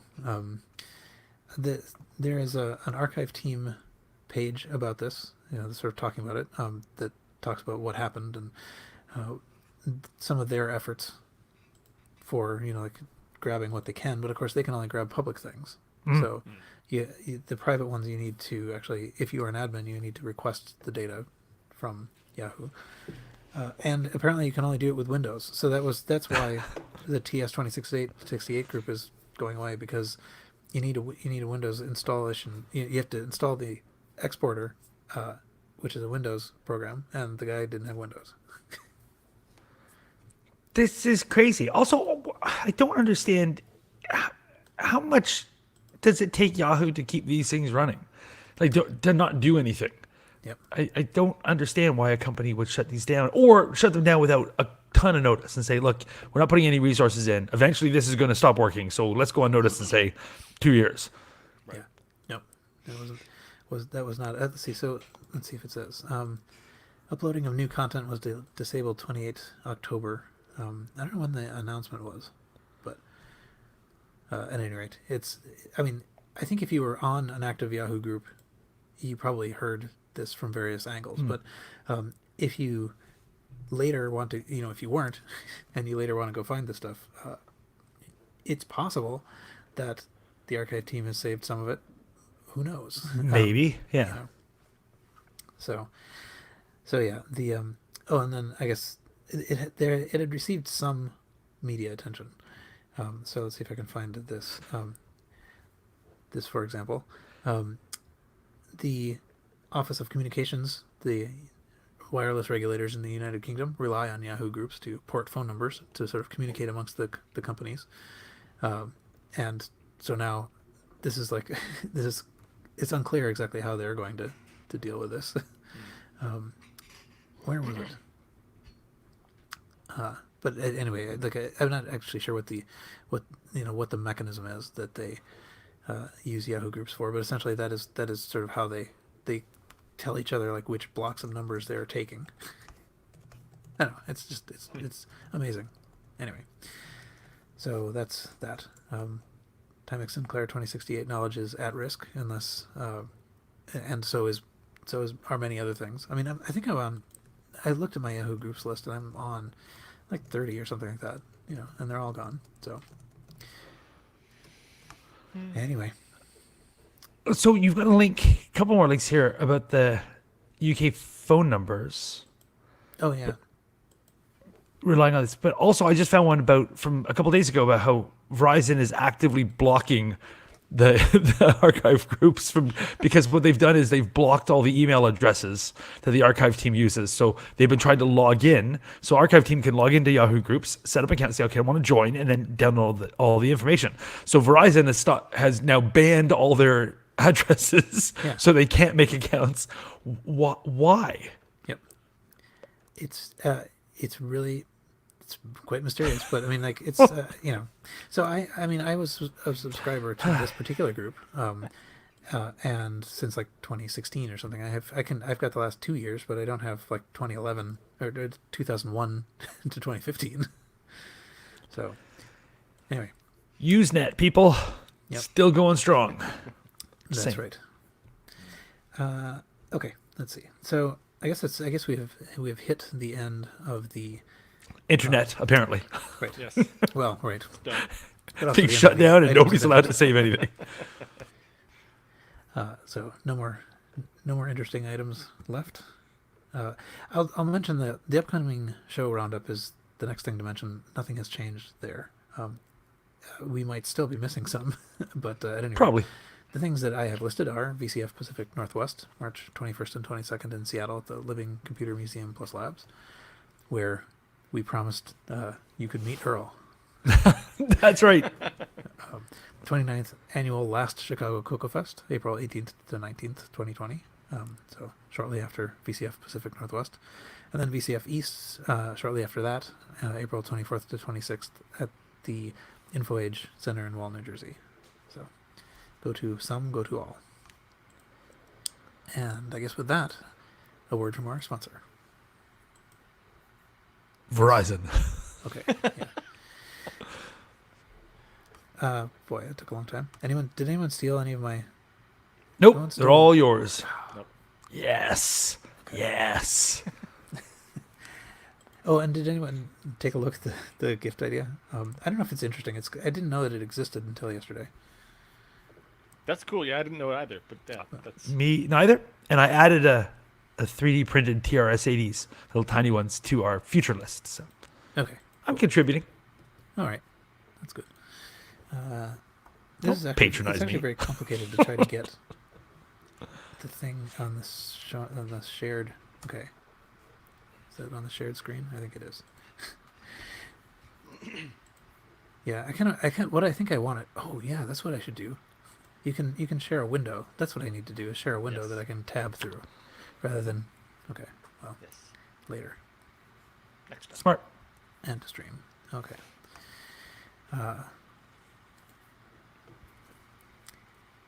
And we're back. And so today, for the host retro computing gift idea, we have something sort of thematically similar to something we had before, but it's holiday season again. It's actually relatively cheap, and might So actually are be we. appreciated. Right. Yeah. I can imagine people might want this. I don't know. But it is the Carmen Sandiego handheld computer game. It is almost identical looking to the Oregon Trail handheld computer game of a couple of years ago. But so it's in this little sort of handheld shape. It has a little screen, which I think is running. Somebody figured this out, but it might be an NES version of this game, or a PC version. I think the chip inside might well be an NES on a chip. So, this is a game I almost never played, but I know lots of people like. So, if you want to play, I guess it's Where in the World is, Carmen Sandiego, yeah. Then you can buy this. It's at least right now, as I'm looking at it, it's like $14 at Walmart. So I mean, it's like nothing. That's very cheap. The physical, like the chunky box of the game, like the physical aspect of it, is very reminiscent of like an old toaster Mac. Yeah. Ignore the buttons on the bottom, but like the top part of it looks like you're looking at an old Mac Plus or something. And that floppy disk thing is actually the power button. Yeah, big red horizontal line that looks like a floppy disk is the power button, but it really harkens back to a Macintosh Plus. So it is potentially kind of incoherent in its messaging, but it's still it hits various nostalgia buttons. Sure. And yeah, I mean, so this one, as I said, I never played it very much. And if you read the reviews are kind of mixed. So there are the people who said, "Oh, I remember playing this in school. This is great. I love this." And there are people like, "This is nothing like the TV show." I was going to say, I wonder how many people think this is something off the TV show, which is probably a bigger audience and more likely what people think they're getting. Right. And I feel like I don't know almost anything about either the game or the TV show. Like, I don't know when these things were current, like in the world. Does the game predate the TV show, or did it come after? Or like, I have Game no idea. predates the TV show, definitely. It does. Okay. Yeah, it's like from 87 or 88 or something, I think, Okay. probably. Just like the original classic, great game. And then fun. Where is it? I don't know. I remember seeing at least. Yeah, my kids love the TV show. The font's too tiny and it's really unclear. Yeah. Anyway, so this is not. I'm not sure that it actually is for kids. It might well be for ex-kids. Right. People who were kids when it was a new game. Yeah. Former kids. Which is our audience. So Yes. Yeah. good choice for a house gift. Yep, definitely. All right. So now we can move on to eBay auctions. And Carrington, you have several. I've got the first few. You can have the final 30. So my first Are one you is a gonna book share it choice. A lot of times you don't want to pick a book on eBay because a lot of times you can go to Abbey Books, which we have a few episodes where we talk about how that's pronounced, but Right. Abbey Books. But I picked Computer Lib, the Ted Nelson book. In here it's listed as Ted Theodore Nelson, which seems like right out of Bill and Ted. I'm Ted Theodore Nelson.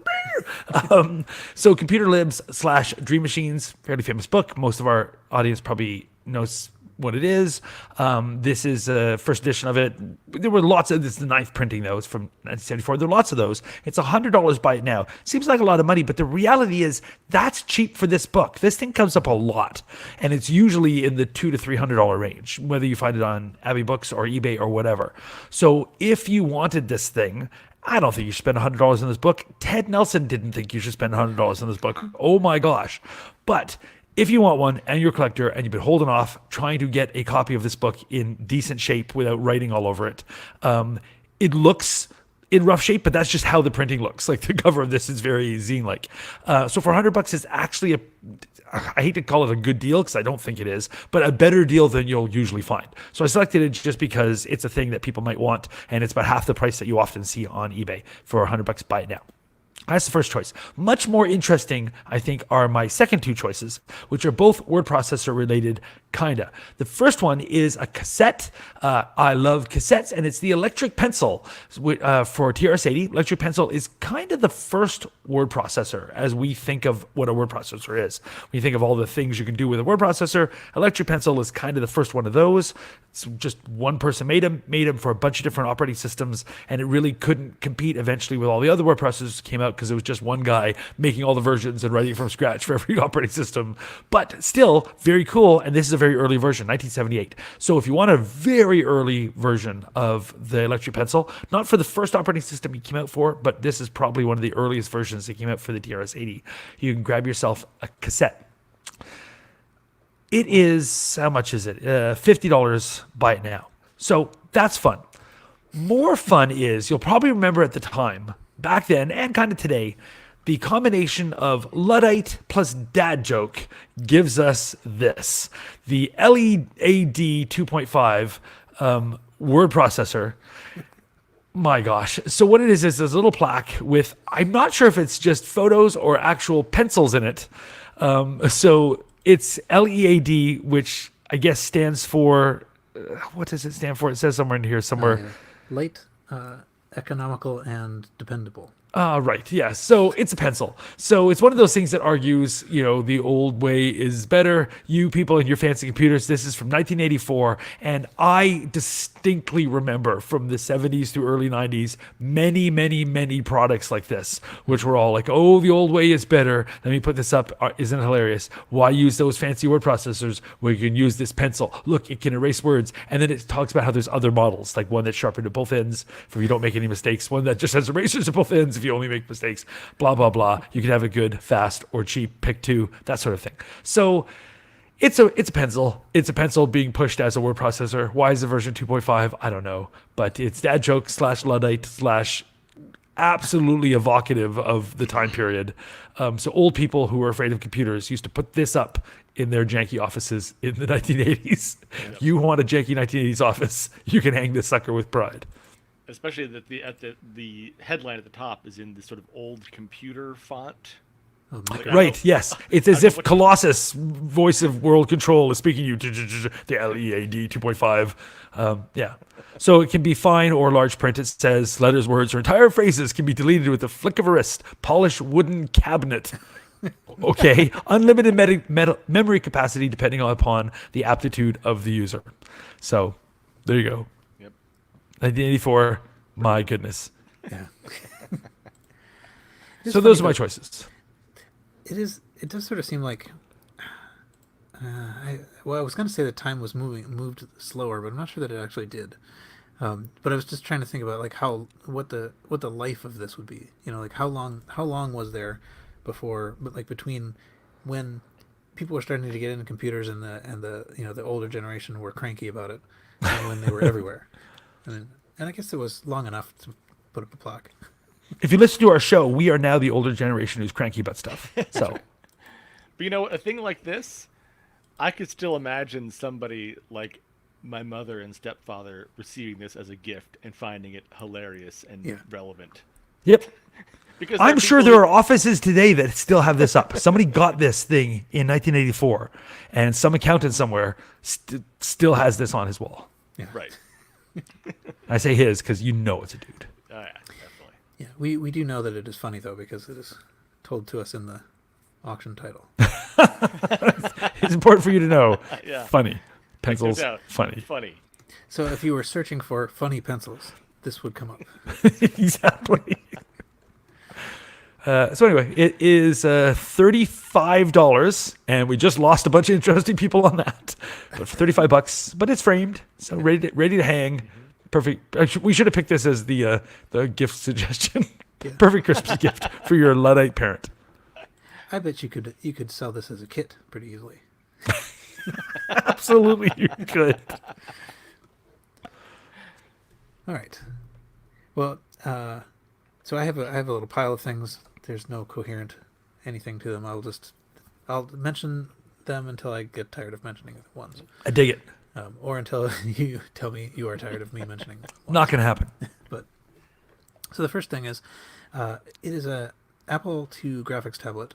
As we record, there are 4 hours left, so it's not going to be there for very long. But I thought it's kind of interesting just in its completeness, so I kind of wanted to show it just for that. That because these are things that they're actually really big. I mean, I guess you can sort of tell by how big it is compared to like the Apple II card by it up on the corner there, but it's pretty common that you find the sort of like the plate, the sheet, transparent sheet that has the grid on it, that'll have fallen off, or it won't have the manual, or it won't have the card, or it won't have the pen. All of these things are needed. And this one even has the box, which is, I think, extra cool. So I'm not sure. I think it is possible that the pen on the graphics tablet, there's some of these actually have, maybe these are more light pens I'm thinking of, but some of these pens have something on their tip that could break and render them useless. I think maybe this, as I say that out loud, I think maybe I'm thinking more of a light pen than a graphics tablet pen. But anyway, it's cool to see these boxes. Of course, when they were made, they were just like shipping boxes. I mean, like they weren't made to be collectibles. They're just a functional box. Right. Right. But it's still cool to see them. So lots of tape wear. It's neat to see actually graphics tablet written out, in the Apple font. But anyway, so this is and they're rare enough, and I think people are aware that like this is complete enough that it is currently at $304 after 13 bids. So anyway, if you were interested to see, they do exist on eBay. So I've never seen one of these in use. Like, what is the actual? I mean, does it work like a drawing tablet we think of today, just much bigger, or is it like what software could you use this with and do things with? Well, it had to be something that would interact with the interface card. I have I've never hooked it up and tried to do anything with it. One thing I do know that they're sort of famous for is they're magnetic. So if you want to lose all the data on your disk, you just set it right on the graphics tablet. Awesome. Nice big flat surface for setting disks on. Great bonus feature. You can maybe set your other ones on top of the monitor and on your guitar amp. Actually, I had a 3.5-inch disc at one point in college that like fell off my desk, and I had a guitar amp next to it, and so a guitar amp, this one in particular, was like, it's just like a big speaker that has a big magnet on the back, and so the disc just went, because it has a little metal Right, just shutter, just went doink. That's the best way to erase discs. Just from across the room, you just like flick them at your amp. I play this one into obscurity with my metal. But but I think it does basically just communicate to that whatever software is using it, what the X and Y coordinates are. And the I don't know if I can zoom in on this, but the this thing at the top has little commands. So it goes with some drawing program Okay. that you can tap viewport or view reset or delta. Right. I don't know. Okay. Cool. So, and yeah, I think there were some things that were made for it, but don't know what. Future report. Okay, so the next thing I had, this is a Direct 825 terminal, and it's labeled as it says rare vintage Apple tagged computer Direct Incorporated Model 825. So it came up in my lists because I was searching for Apple. It has very little to do with Apple, except that tag, which I think they zoomed in on here. So it just means that somebody had this at Apple. Right. But it is, so it's a terminal. It's surprisingly difficult to search for these. So let me see if I can. That's the view that's sort of most canonical of it. It looks like a little compact or whatever. It actually has a pretty big screen. I think it's a 9-inch screen. It might even be bigger than that. But and I think this company could, like, if there was another one, we talked about one in February 2016 on episode 120, and so I went back to look at that because I kind of remember just talking, like, I think Earl was on that one and we were talking about this, and it took a little while to figure out what it was. And 2016 is a long time ago. I feel like we just had this conversation. I don't understand how it could have been, almost 4 years ago. But anyway, but it is actually really pretty difficult to find information about these. But apparently they were a thing at the end of 1982. So I found a little link in a Computer World at some point that talked about them, and they look nice. And this one does seem to work. It's because you can find no information about it. And I think probably also because direct is not a very searchable word. Not like Tumblr or whatever. Right. It has Right. all its vowels, so you can't find it. I disagree with the whole "it looks nice" thing, though. This is Really? kind of industrial design with the flip down. It's like a Osborne type idea, big lumpy case with a flip down cover that's your keyboard and a small built-in monitor or inbuilt monitor. Never dug those. Didn't like them then. Don't like them now. This one's also very dirty. Just saying. It is very dirty. Yeah. Used at Apple, not clean since. I don't know. I kind of like the color scheme. Oh, I got a. Well, I'll talk about that later. Anyway, episode 120, February 2016. Cool. The Direct 831. Yes, it was Earl's. And I found a little, like a picture of the Direct Model 831. The one we're looking at is a 825. So we know it's not Earl selling it. And I guess that was it. So, all right. The next one I had is I just always find this funny. That came up and I thought I would link to it. It is the Broderbund Software's VCR companion. Oh, this thing. It is outdated in many levels, but it's actually what it actually is a titler basically.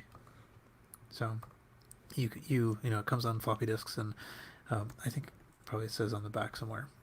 This I guess we don't have very much information on this auction, but that's interesting. It says 3.5-inch disc, and then what we see are 5.25-inch discs. Yeah. So I guess you could get it in both formats. And I've seen it in actually school versions too. Like this is the kind of thing that schools would order, which I could see. But I mean, essentially you just make titles for your wedding videos or whatever, school projects. It is weird though. You're right. The box definitely, like the box itself, has a label that says 3.5-inch disc Yeah. for Apple II, but then it's 5.25-inch discs actually in the auction. That's strange. So these did not come together. Yeah, although I think you can probably send in for the format that you didn't have. Oh, so is that still available as an offer? But then you can get the manual. I don't know if this is the one I scanned. I have this somewhere, but it might be. This might be my own scan. But Oh, let's anyway, judge it. You can right. Look, well, I think I would have made it a long time ago. But Still. it's pretty lined up. Judging is forever. Okay. Anyway, I just think it's funny that it exists, and there's a 4 a.m. crack of it if you want to run it unprotected. Copyright 1988. Okay, what is this? Oh yes, it's the gift giving season. So this is it's a MacPlay board games gift box that comes with Risk Deluxe, Scrabble, and Monopoly for your whatever era Mac that would be. I think 68K Mac, right? I would have assumed, yeah, they're all System 7 things, so 68K Max. I've never seen like this is beyond the era when I collect stuff, really. So This is too newfangled for you? yeah. I mean, I think it might be kind of cool to have. It might be good to preserve and scan and that kind of thing. But like I don't have super deep knowledge about how these things were sold. But nevertheless, I've never seen a gift pack with all three. So Right. I know I've seen all 3 games individually, but I too have never seen the gift pack. So if somebody is a MacPlay completionist, Yeah. this one's for you. MacPlay is actually another company that I feel a certain kind of fondness for. They made games that all our PC friends could play, available to us. Right, because a year later or so, Yeah. I would say, well, the PCs have enjoyed it for a couple of years, so why don't you have a version of it now? Oh, so And I was thankful to get them.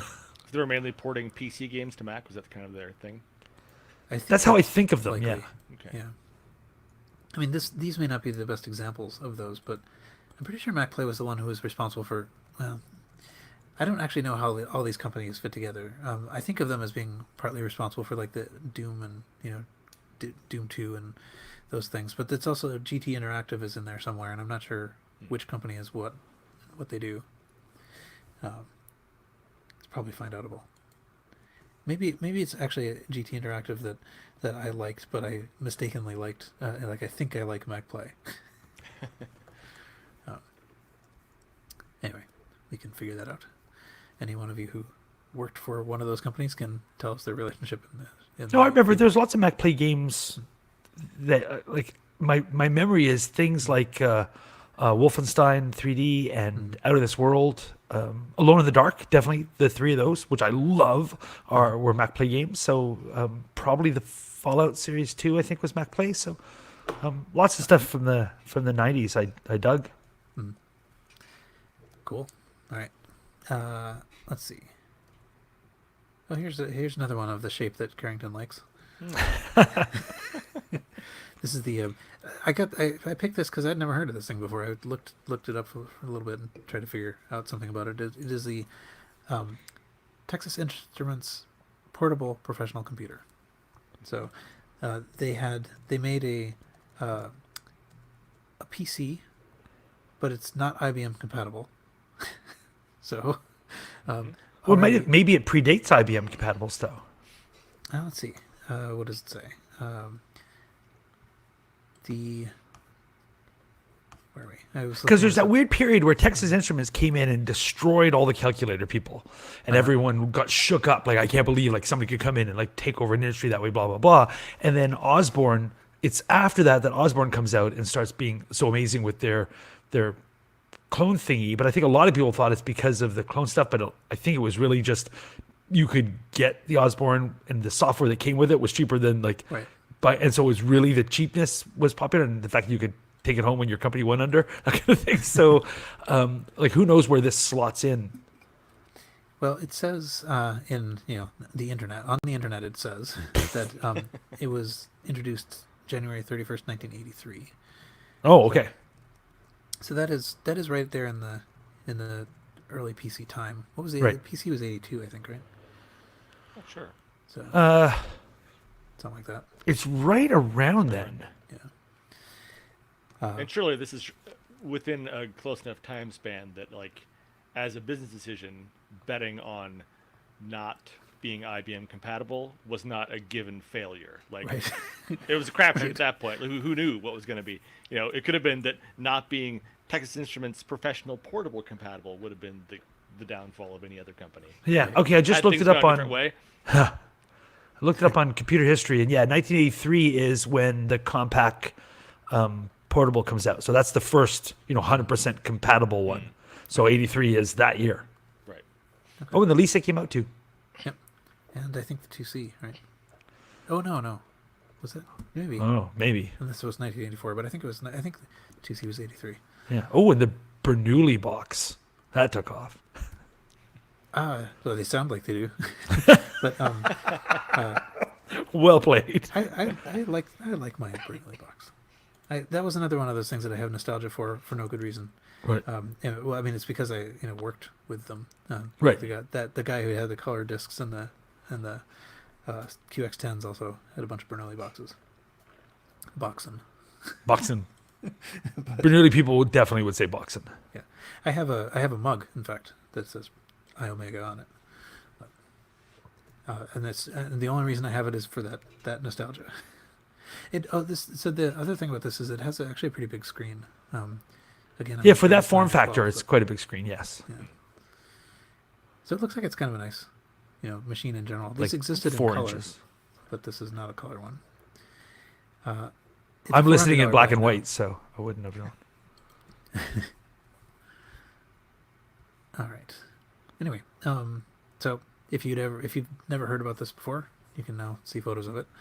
I don't think. I mean, they were super expensive initially, Oh, sure. but nevertheless, I think I'm not quite ready to spend $400 on it. Even though it sounds like a good deal, like, what would you do with it?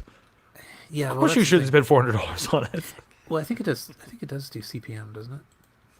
But is it as fast as the 16 Right. processor, Probably not. 83? My CPM bar has been raised considerably in the last hour. Yeah. You have a whole new standard to go after now. All right. And then there are a couple other things I don't even know. Well, whatever. Okay, so here's a Kenback 1 replica. It is, so we sort of know, I mean, we talk with some frequency about the existence of the Kenback 1 and the questions about whether it was the first computer or whether it was the first anything. Whatever it was, here's a kit that you can assemble. It's the Micro Kenback 1. Actually, I think it's assembled. Is it? I mean, there's a picture of an assembled one. Yeah, I think it's made already. And you can see it's sort of like 3D printed back. It has little LEDs and however many keys that is. 10, 4, 8, 12, 14 buttons on the front. And I assume it works in the way that the Kenback 1 did. So Works in quotes. yeah. So if you wanted to play around with that. Play in quotes. The title says rare Kenback 1 replica working museum item makers IoT Atmel. So trying to capture everybody. Right. And so questions and answers. Question 1: is it museum quality? Answer: well, if your museum is a roadside attraction that also sells fireworks, maybe. That is a very excellent answer. Yeah, I like that. But it's pretty cool though. I mean, it's actually kind of a neat thing, and it's a $90 buy it now, and I think that's probably not unreasonable. It's a built kit, Right. and Yeah. it looks pretty nice. So, but it is not. It isn't. No one's going to be fooled into thinking you have an actual Kenback 1, No. even if you put tape over the micro part at the beginning. It might actually be smaller. I don't actually know how big a Kenback 1 really is. Because if it's smaller, then it's like when I look at it, it looks correct from my memory, Yeah. which isn't strong at the Quebec one. So if it is smaller, then everything is scaled down. Right. It's definitely shallower. That's it. Yes. Oh, yeah. I kind of didn't realize that. I only looked at the Basically first just couple of like a photos. faceplate. Yeah, it's super thin. I wonder why they would do that then. Like, why not make it the same depth? Well, it's 3D printed, so I suppose that's also maybe it would take a week to print it. Yeah. But How still, deep- the whole how point, deep it's a was the replica. original? Are we talking like a shoebox length or? I don't know. Kind of almost not. I'd say like 80% as deep as it is wide. Okay. Like it's a big thing. Like when you hold it up, it's this. Size If I was holding a kid back, it'd be like that. For those of you listening at home, I'm holding a large fish that got away. So I think if I did that right, the page is now full of pictures of the Yes. actual Kenback 1. And I've lost my tab, so I guess that's it. let's see. Here we are. Yeah. Okay. Yeah. There are two more things in my list. Neither of them are as interesting as the ones I was pointing out before, but this is for all of the many Commodore enthusiasts that we have on this podcast today. Mm-hmm. This is a Expander 4 for that, which is basically just lets you plug in 4 different cartridges at once. I think you switch between them, and this is actually from the day. So this is Right. an expander that you could get back in the olden days. And it looks dirty and kind of ugly and Appropriate. yeah. Ask me if I'm in favor of even more Commodore Expander, please. How about a Commodore compressor? The one thing I like is that it has a fuse. Yep. It has a fuse right on top of the circuit board you can change in case you need to change that fuse for some reason. Like, I don't know what the purpose of this, like what sort of voltage is going through this that needs to be. Yep, it has a Limited big by old this red fuse. reset button and a fuse, right? Cool. I dig it. Yeah, although, I mean, you can make, if you plug in an Apple II disk drive wrong, you can make some pretty impressive little sparks, even though it's not, Okay, sure. not that much. I mean, whatever it is, it's a 12-volt difference, right? Yeah, I can short anything. Yeah, maybe. And so this is an expander for the cartridge port, I guess, right? Right. So I don't know what, So I'm not sure. maybe, maybe I don't know how these things are slotted. Maybe it's possible to insert a Commodore cartridge the wrong way around, and then you're hosed. I don't know. That seems like a very unfriendly computer thing to do. Yeah, like I don't know if that's an issue or if that's even possible. But like, I don't see anything limiting. There's no sort of bracketing around there that would seem to limit a cartridge going one way or the other on Yeah. that. So maybe that's why. Gotta have that fuse. Interesting. Yeah, they are. It's totally symmetrical. I kind of hope they thought of that, because I mean, little kids are supposed to be using these, right? Right. Okay, and then the last one Is your best auction in forever. yeah, the I'm anti-radiation thrilled. filter. The anti-radiation filter sold untested. Yep. I love it. But it's pretty cool. It's not only is it like a glare guard, but it also says that it helps. It eliminates what is it? Blocks 99% of ELF, VLF, E field radiation. And I've had been kept sleepless worrying about that. But it actually it also it gets rid of static by having a ground wire to an outlet. So you need another outlet for your glare guard. It's the best. I love it. I want to get this. Yeah. So it's a nice shape though, and it's not super expensive. I mean, it's a It's- $10 starting bid. And it's in box. Mhm. It's great. Okay. But that the plug that it comes with though is great because it's designed to plug into a North American 3-prong outlet. Yeah. But all of this is a ground wire, right? So you've got your bottom Yeah. pin, the lower of the one, that's a ground wire. The other two are just plastic inserts going, yeah, you know what? You're hot, you return. We don't the white, the black mean nothing to us. We're all ground all the time. So it's literally just a wire that you're going to shove into the bottom port of the outlet. Right. And how much you want to bet that if you ever saw this in use in an actual like office space or something, that 3-prong plug we plugged into an adapter that lets Yeah, you just have a cheater. 2-prong plug, That'd be the best. so the ground goes nowhere at all. Well, I had to plug it in somewhere. We only had a 2-prong outlet here. Yeah. Very cool. Cool. I love it. I love it. This is my favorite auction for ages. I want Right. this thing. Glad I didn't skip it. You Nope. can buy it. Nope. It's only I might buy it. $10. I'll stick it on my laptop. I might stick it in front of my camera. All right. So I think we've made it through all of my many, many auctions. And we have, I don't know, did it's it. what, like 3 hours in now or something like that? I don't know. But we are at the point of closing discussions and things to add. And I'm the only thing that typed anything here, but anyone have anything to add?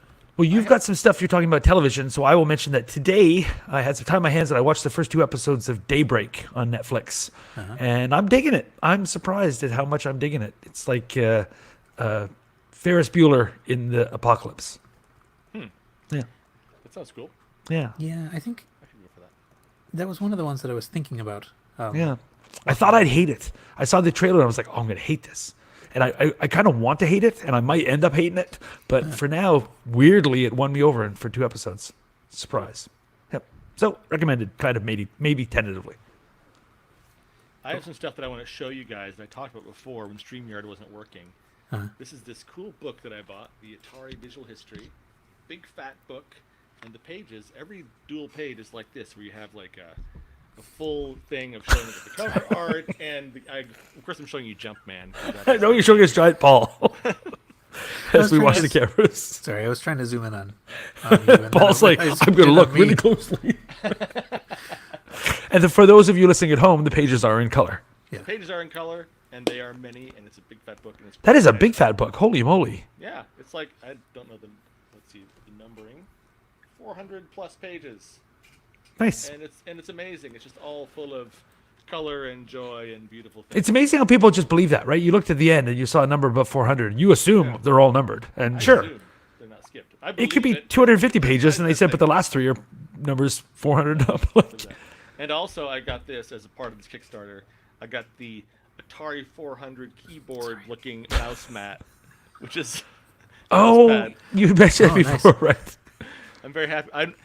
Weirdly though, I don't even use a mouse normally at home because I got this Apple trackpad. But someday I'll pull out a mouse and I'll use this mouse pad because it's great. You could put your hands on that, and if you weren't looking hand. carefully, you might think that's an actual 400. Yeah. It has Lay all the this- tactile feel of a real 400. I just lay this over my keyboard on my laptop. It's a little bit too narrow, but And just press spongy keys. I dig Might it. actually otherwise, be in better. my Yes. closing notes here, I recently bought off of eBay an Atari 600 XL, which was one of the models that came out within about 83, 84. It was the lesser one that only had 16K of RAM. Okay, so what's that? I know the 800, I know the 400. The 600 is between them. Then there was the 800 has XL. XL. So what makes a 600? Okay, so it came out before, What is this? yeah, their numbering makes no sense. So the 400 800 are one thing. Those came out in 79. And then the 600 XL and 800 XL came out in 83 or 84. Just before them was the 1200 XL. So basically this is all kind of like they were moving towards making cheaper and cheaper versions of the same thing, like cheaper to manufacture. So the But they're all 600 like Atari 8 bits? Like they're yeah, all they're like Atari an 8 bits. Okay. Yeah, and then even later, they had the 65XE and the 130XE, which are all, and those are a bit better, but still just like they're moving towards cheaper components, basically. Okay. So the 600 XL only has 16K of RAM. It's basically like the Atari 400, but with a keyboard that's decent. So Okay. anyway, my plan though is to upgrade this. So I've ordered a 64K upgrade, which brings it to its maximum natural capacity, plus this thing called the Ultimate 1 Megabyte upgrade. 1 megabyte of RAM. That's too much RAM. Holy crap! Okay, I have a question for you then. So do you have that one because for you, when it comes to Atari 8 bits, like the 600 XL, that's the one you want, that's the one for you? Or just because you have a bunch of them? Or like, why pick this one? Well, I actually don't have a bunch. So the only one I have before this is the 130XE, which is one that I had when I was a teenager also. So I mean, it's not the same one. I sold that years ago and bought a new one, or new old one. I bought another one. But so my thinking is I wanted to have a machine that I could like try out testing some of the modern upgrades that are available. But I didn't want to start applying the modern upgrades to my only Atari 8-bit and risk screwing it up. Right. So I figured I'd rather buy another machine. And the nice thing about the 600 XL is it's a quite small footprint. It's the smallest desktop footprint of any of the Atari 8-bits. In fact, I remember at one point, towards the end of their actual saleable life, a friend of mine was able to buy one dirt cheap, brand new from Kmart because it was marked on the Kmart as being an Atari keyboard. Oh, It's not much bigger. Right. It's not much bigger than like an IBM Model M in terms of like the depth and width of it. It's certainly not as wide as that, but like it's not a very deep computer and it's not that thick. So someone's like, oh, this is a keyboard. We can sell this for $10. Very So nice. it's a small machine, but can be upgradable just like all the rest of them can. So if somebody was to pick up a single Atari 8-bit, they had to pick, what is the one you think of as the quote-unquote best? If you want to pick up one that you don't want to upgrade and mess with, and Yeah. just like use it as it is for playing available software and stuff, I would say the 800 XL. Even though it's kinda ugly? Well, I don't think it is that ugly. I kind of like the XL series actually. I kind of like all of them. A But look of actually, as a disapproval kid, comes as a over kid, I did not screen have. yard. As a kid, I For did those of not you have looking things at like the listening at home, I am shaking my head. So now that I have the 600 XL in my hands, and I never actually had an XL model. I actually kind of like it. It's compared to what came later. It's actually very solid and very sort of. It feels like a sturdy computer. The keyboard is nice. Like the 130XE that came later has a very very mushy keyboard. Like when you press it, you can feel, oh, I'm pressing down on a piece of sponge. Like there's just really not very very unpleasant. Whereas this has a nice feel to it. And yeah, I don't know. I have high hopes. And this one is very very yellow. So this summer, if there is some sunlight in Sweden, I am gonna try and retrofit this thing. Cool. And Nice. I'll let you all know how it goes. Nice. I will say I do like the XL series, like the 800 and the 600, whatever. I do like. I'm not a huge fan of the look of those, the industrial design, but I do like them better than like the 130XE or whatever that came later with this, because they have those slanted buttons and they just trigger me. Yes. Don't I like agree. those slanted buttons. I agree. Yeah, so I actually prefer this industrial design. And see, Paul's showing a picture of the 800 XL. It's just that I love the original 800 so much. The industrial is one of my favorite looking computers of all time. I adore it so much. It is so beautiful. I think I just compare all Ataris to that thing. I think, I guess, I mean, to your question about what is the one computer you should get, it's kind of a toss-up between those two. 800, Paul's showing the 800 best XL. one. Not that one. The So XE 800 and gaming the 800 system. XL are both quite good, but I think the 800 XL is a lot easier to get a hold of.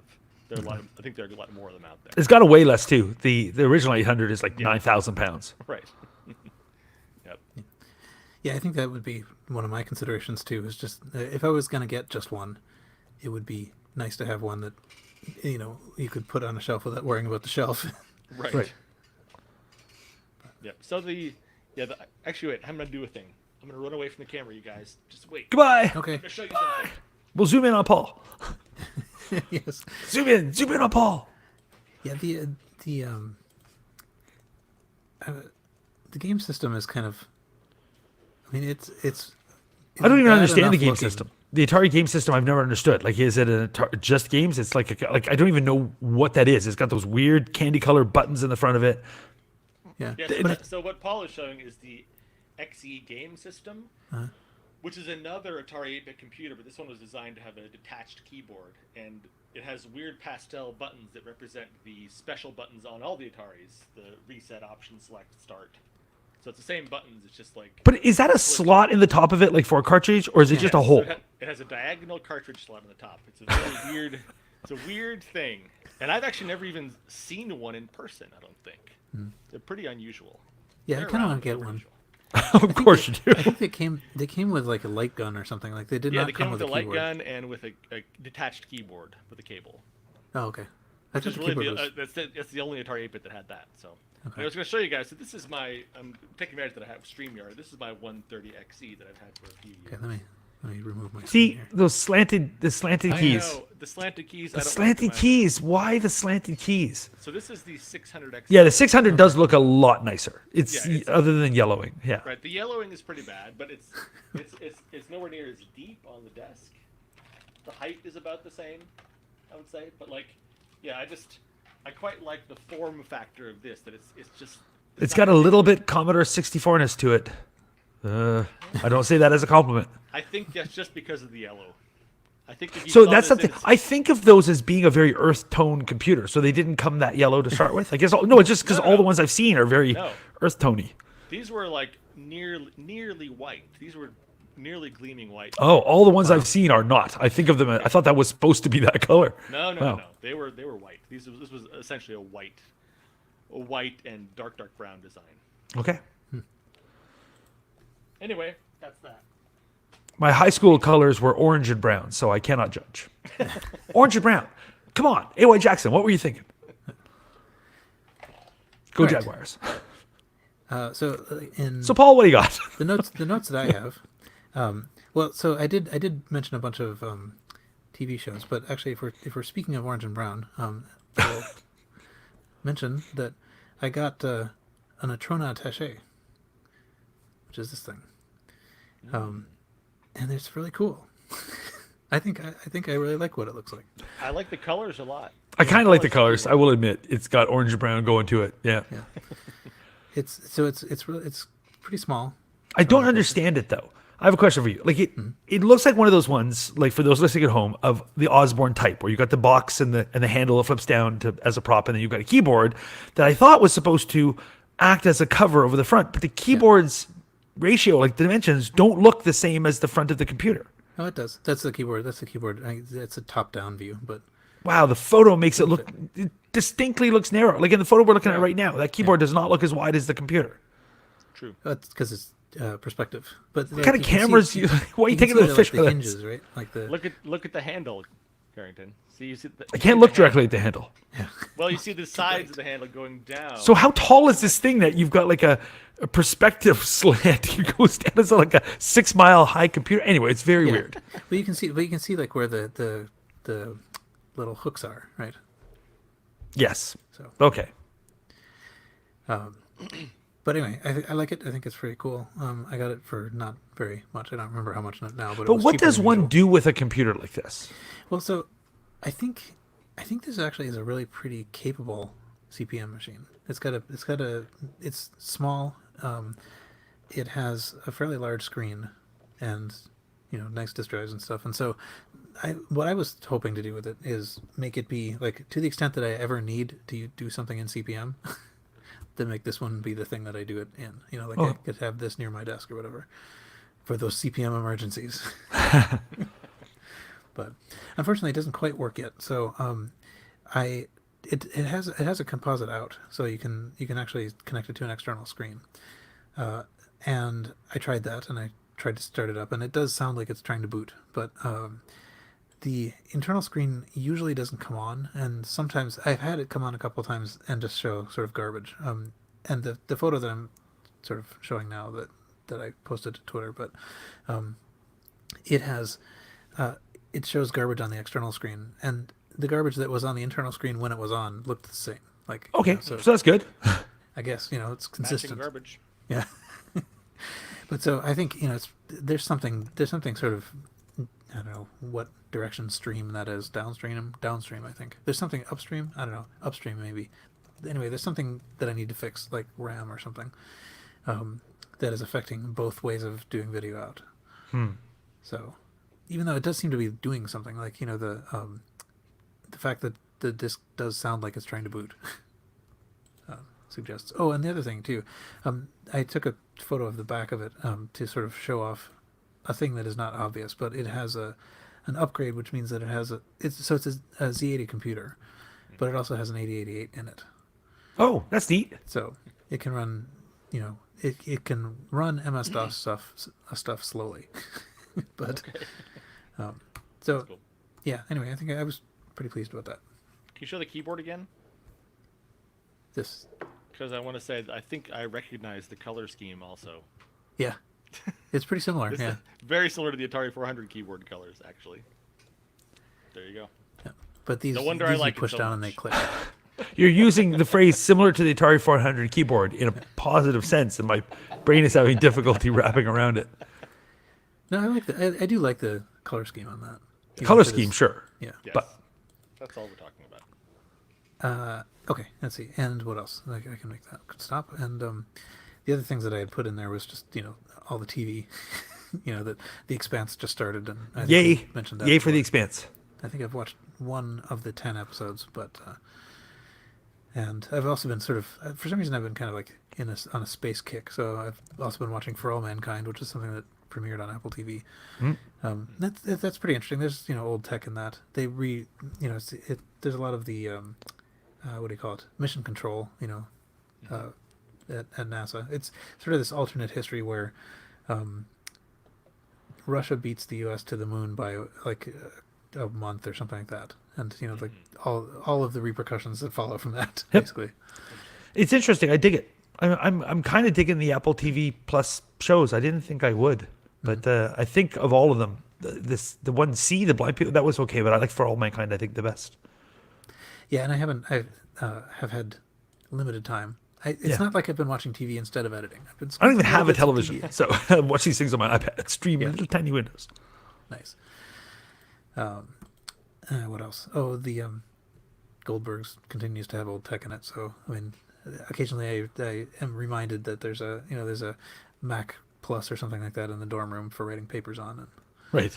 stuff. So anyway, that's about it. We just finished a semester, so now I'll have time to edit. As I'm saying this, nobody has heard the previous episode because it's still sitting on my hard drive, and we didn't even stream that one. So like that one is really just a secret for everybody to. It's a little secret. Probably not that much of a surprise though. People look at the numbers. Yeah, it's largely the same kind of thing over and over again. Misinformation at various levels. That's what we do. Yeah, that's right. Anything else? Nope. I think so. Good. Okay. So then that's it for this show. You can find the show notes for all the RCR shows at rcrpodcast.com. You can discuss the show in the forums at vcfed.org/forum/forum.php. We will not be starting a Yahoo group. You can follow RCR on Twitter at RCR Podcast. You can join our Facebook group at facebook.com/groups/RCR Podcast, or send feedback to feedback@rcrpodcast.com. We are a member of the Throwback Network at a link that we will provide in the show notes. And please write a review on iTunes, or don't, or whatever. And until next time, Retro compute. I could make use of the visual medium by That's true. suggesting Direct when. us. Okay. Yeah. 3, 2, 1. We'd ignore you. Next time. Yeah, it's all right. Excellent. So we need to pick a topic for next episode. I think we do. And I don't know if any is it. I've been watching the chat and people have not been chatting. So, Not much. but We may not have any more listeners left at this time. That's fine. yeah, I think it is Or actually any kind of more live viewers. Yeah. it is kind of nice to like be able to get the visual cues. Sure. Anyway, Yeah. But- Like even if no one were watching this, it's actually Yeah. more useful to talk to you guys visually than Yeah. not. And this works way better than a Skype video call has ever worked in my life. Absolutely. It's actually, I feel like I'm actually speaking to people in real time instead of Yeah. speaking to disjointed robots 5 seconds later. yeah, Cool. it's pretty good. So, unsolicited plug for StreamYard. Yep. Yep. Let's see. Next time. What are? So the first one that's there is First Computer Job. I bet. Oh, we I could- just bet we added all that have in. such things. I beg your pardon? We all have such things. Or, yeah, I do. Yeah. Yep. I mean, That'd be cool. I could do we that. probably have several Okay. of us had more than one, but Yeah, but whatever. Then pick your first interesting one or whatever. So, Yeah. okay, let's do that. I can pick one of a couple first because I actually don't know which one I did first, but I can talk about them both. okay. Cool. All right, then I think this is already, as soon as I hit stop, this will be available for the future people to watch. Cool. Hello, Before you future stop- people. Before you stop, I want to demonstrate one bad feature of the Atari 130XE. I'm holding it to the microphone. Yep. Nice. Listen. It's creepy. Oh, What? interesting. It's So- settling. It's unsettling. And I think that by contrast, I noticed when I first got this, I picked it up. It's like, it doesn't creak. I can squeeze it and nothing there's no sound. It's squeezable. Or not squeezable. No, it doesn't move. It's actually like a solid thing instead of a weird creak. Amazing. Amazingly low bar from the Atari Amazing. people. Well, I guess if you grew up with a creaky computer. Yeah. That's right. I had the creaky one. Because when the 130XE came out, that was like the ultimate thing because it had 128K of RAM. It's like, too oh much. my god! But Too then much RAM. It was built so cheaply that it just didn't. It always felt terrible and cheap, and the keyboard was mushy and just. Bummer. Atari, they were messed up. They're still messed up. It's a messed up company all the way. Yeah, they're definitely still messed up. More messed up than ever. Yep. Cool. Okay. All right. All right, everybody. Good episode, dudes. Thanks Yes. for listening, people who listened. I don't know how to Thanks, make it stop. everybody. You hang Oh, up I on could- us. I could put a banner. I should have put the banner. Retro Compute. Retro compute. That could be the signal. Excellent. Until next time, and we wait for that to show up. Yeah, and then we can just test everybody's reaction time. That's right. Okay, I think if I hit end broadcast, that will do that. It'll hang up on us. All right. Cool. Okay. Hey, good talking to you guys. Yep. Yep. Thanks. Bye, everybody. See you.